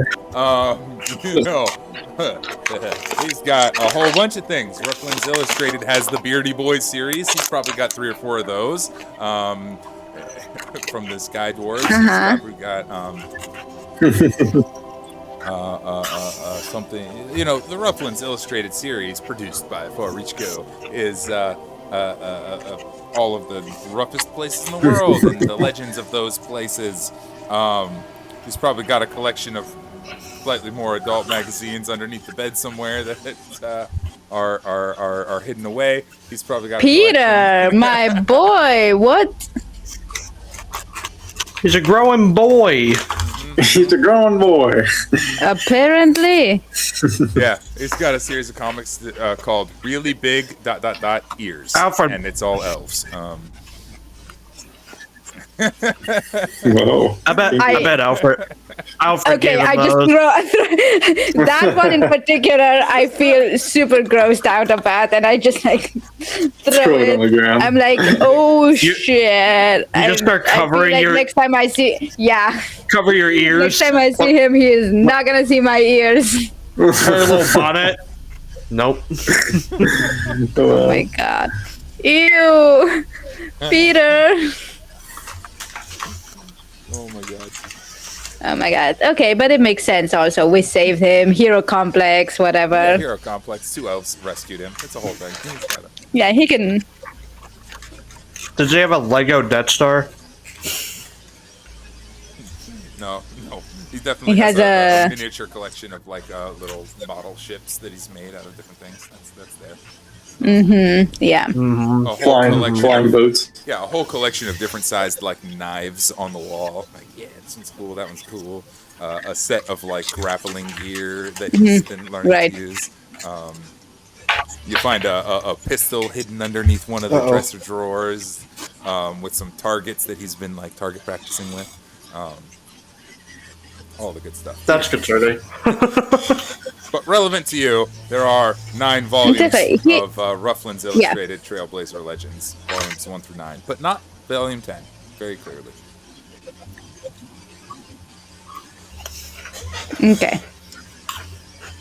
Do they look checked out from the library, or do they look like they belong to him? No, I mean, he probably has enough money to own them, These are but in Yeah. pristine condition. These are not checked out from anywhere. There's like a little glass thing. They all have little Collectibles. sleeves around them.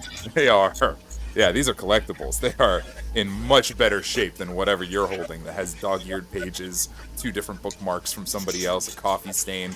Like, the one you're holding's in rough shape. These things are glistening, pure books. They're beautiful. Uh-huh. Mine is rough-handled instead of rough. Yeah. No, I'm gonna... You got it. I'm just gonna pull out the Big Ears magazine. Yeah, really big. Slowly raise it. Really big ears. Really big ears. Stay tuned at farreachco.com for really big ears. You know what? I'm bringing the other ones. No. Please no. Please no. Oh God. I'm gonna bring the little glass boxes with the books down to the ship. Just the whole And You're bringing this girl. sure, the whole stack of them. Yes. I love it. Yes. So that He's we gonna can be look through pissed. them. Now, I need to make sure that whoever's looking through them is going to be very gentle with them. I'm not trying to hide that we took them. Don't want to destroy his property. However, James. I will make sure that before I leave the room, I put that magazine somewhere where it clearly was not before. Like, Oh my god. like please know Under that the- I saw it, Like kind under- of thing. Oh Like no. under the pillow or something. He's gonna find it. No. That's still hidden. No, Like on the desk. like on the desk, very visibly. Like I might even put a post-it note with question marks. Oh my god. This poor kid. Yeah. Well, Exposed.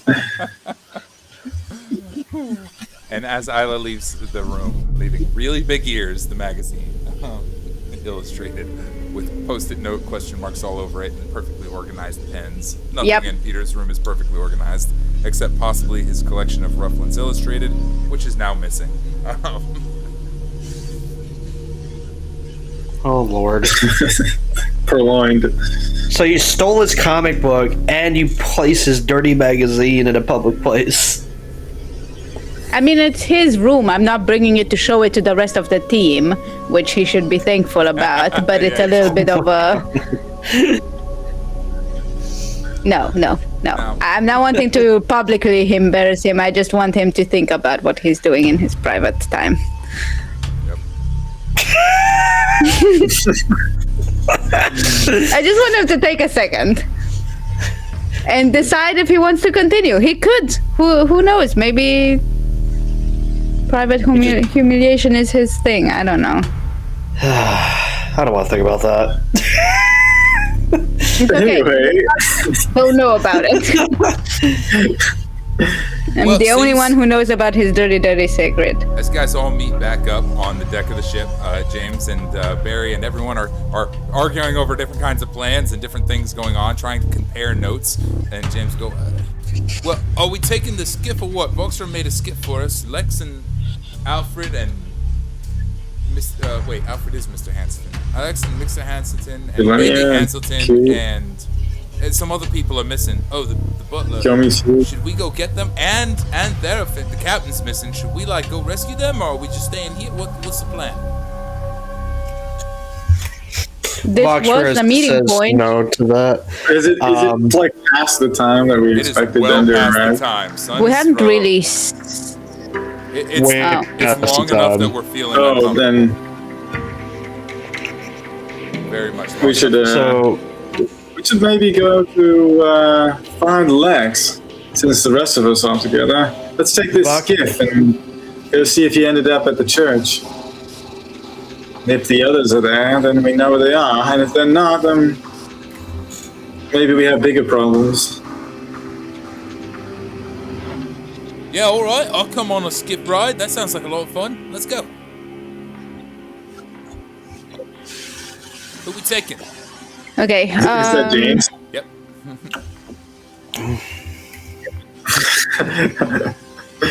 Hey, all right, James. If you don't mind getting yourself killed. Wait, getting killed. I don't want It's to get gonna killed. be a dangerous one. I don't like dangerous things. Maybe I'll stay here.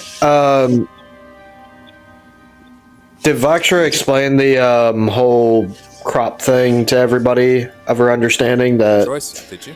the rot is coming from? I would say yes. Voxra is explaining while they're trying to figure out the crop situation. Explaining through Bartholomew.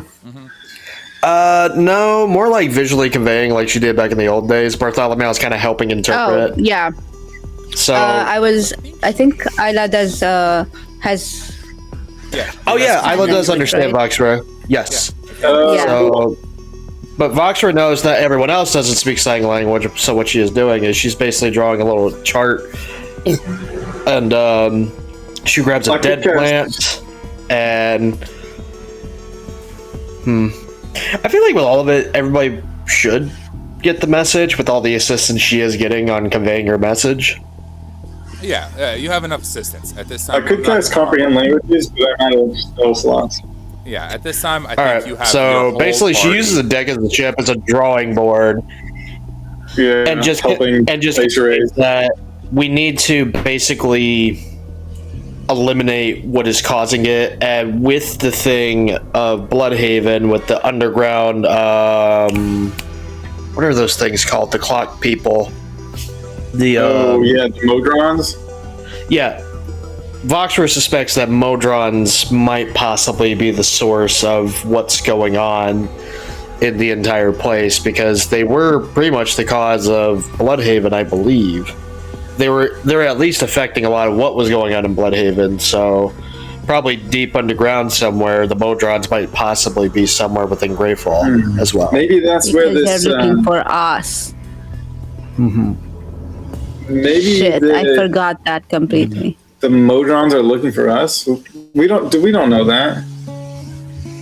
No, we we did. don't. We were running from them at the monastery. That was a No, Yeah, that but we yeah, don't know that they were that they're here. target But Voxra has a heavy suspicion that they are here somewhere, probably deep underground, and in a city, very easy to get So- buried in.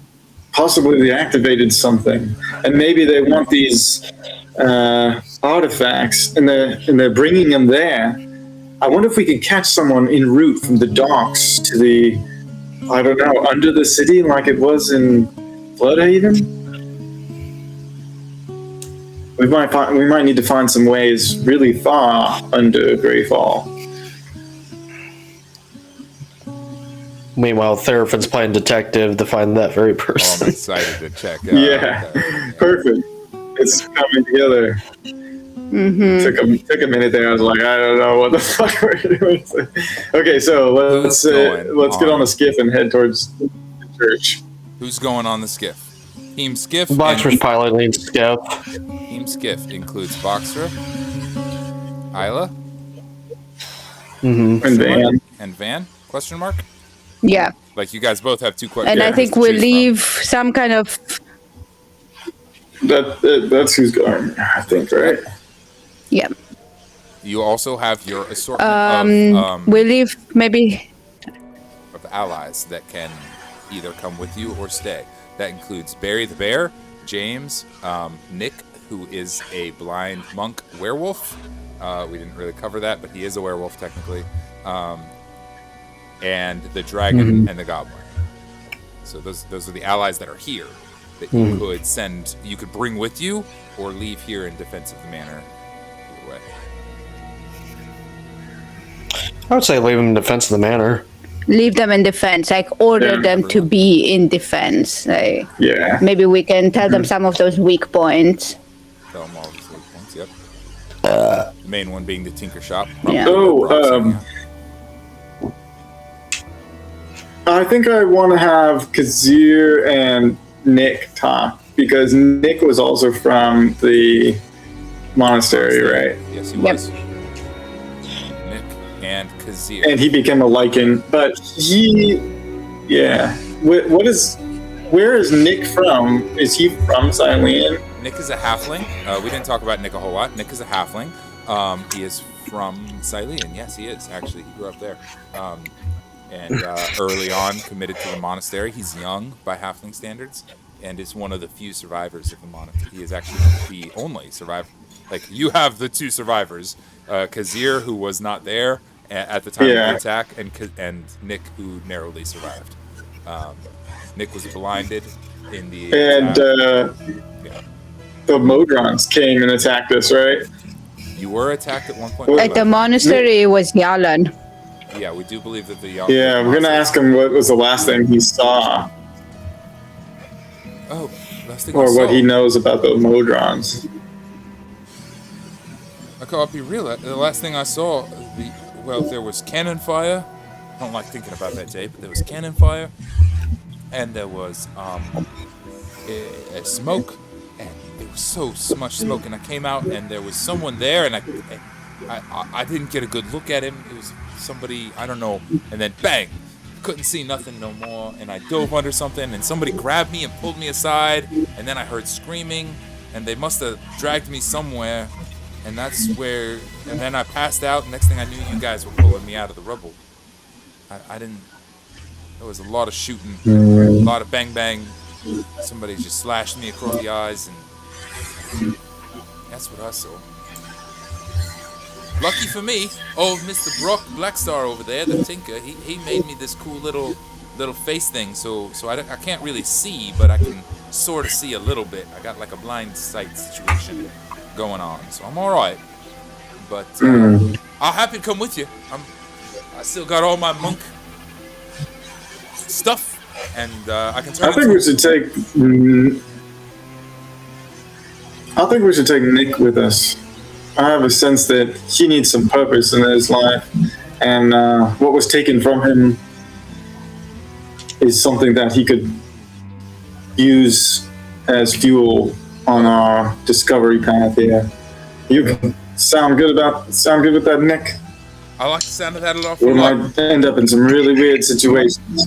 I really like the sound of that a lot. I've been looking for some weird situations. I've been on the ship for a minute, hanging out with Boop. And, Boop can stay, but I'm coming with you. I'm ready to go. Hey, Boop, come along. We'll discuss that later. I'm ready to go. All right. I need some stuff to do.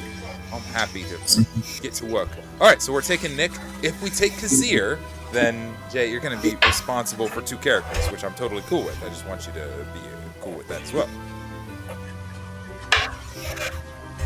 What? Say that again? You'd mentioned before that you wanted to take Kazir with us on the skiff mission. If we take him, you'll be responsible. No. I was just having Kazir ask Nick about his experience. Hell yeah. I love it. Voxer, Isla, Van, and Nick mount up on the skiff and head off.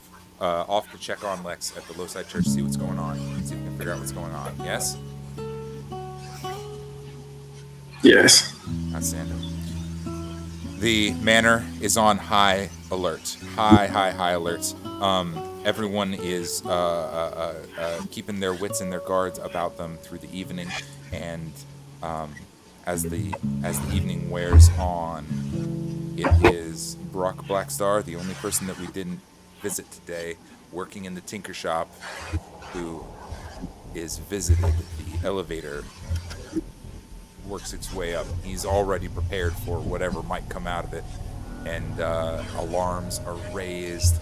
Everyone starts screaming and shouting as gunshots are heard all around the manor. But you guys aren't there to see what happens, and we'll find out about it next week. That is where we're going to end the session today. We've made it off. Thank you to the internet for hanging out with us. Great fun. To a lot of lore dump today. I promise we usually have more action, but it was a good time. And we will see y'all next week. Keep your wits about you on your own adventures through the Mist Winds. Bye!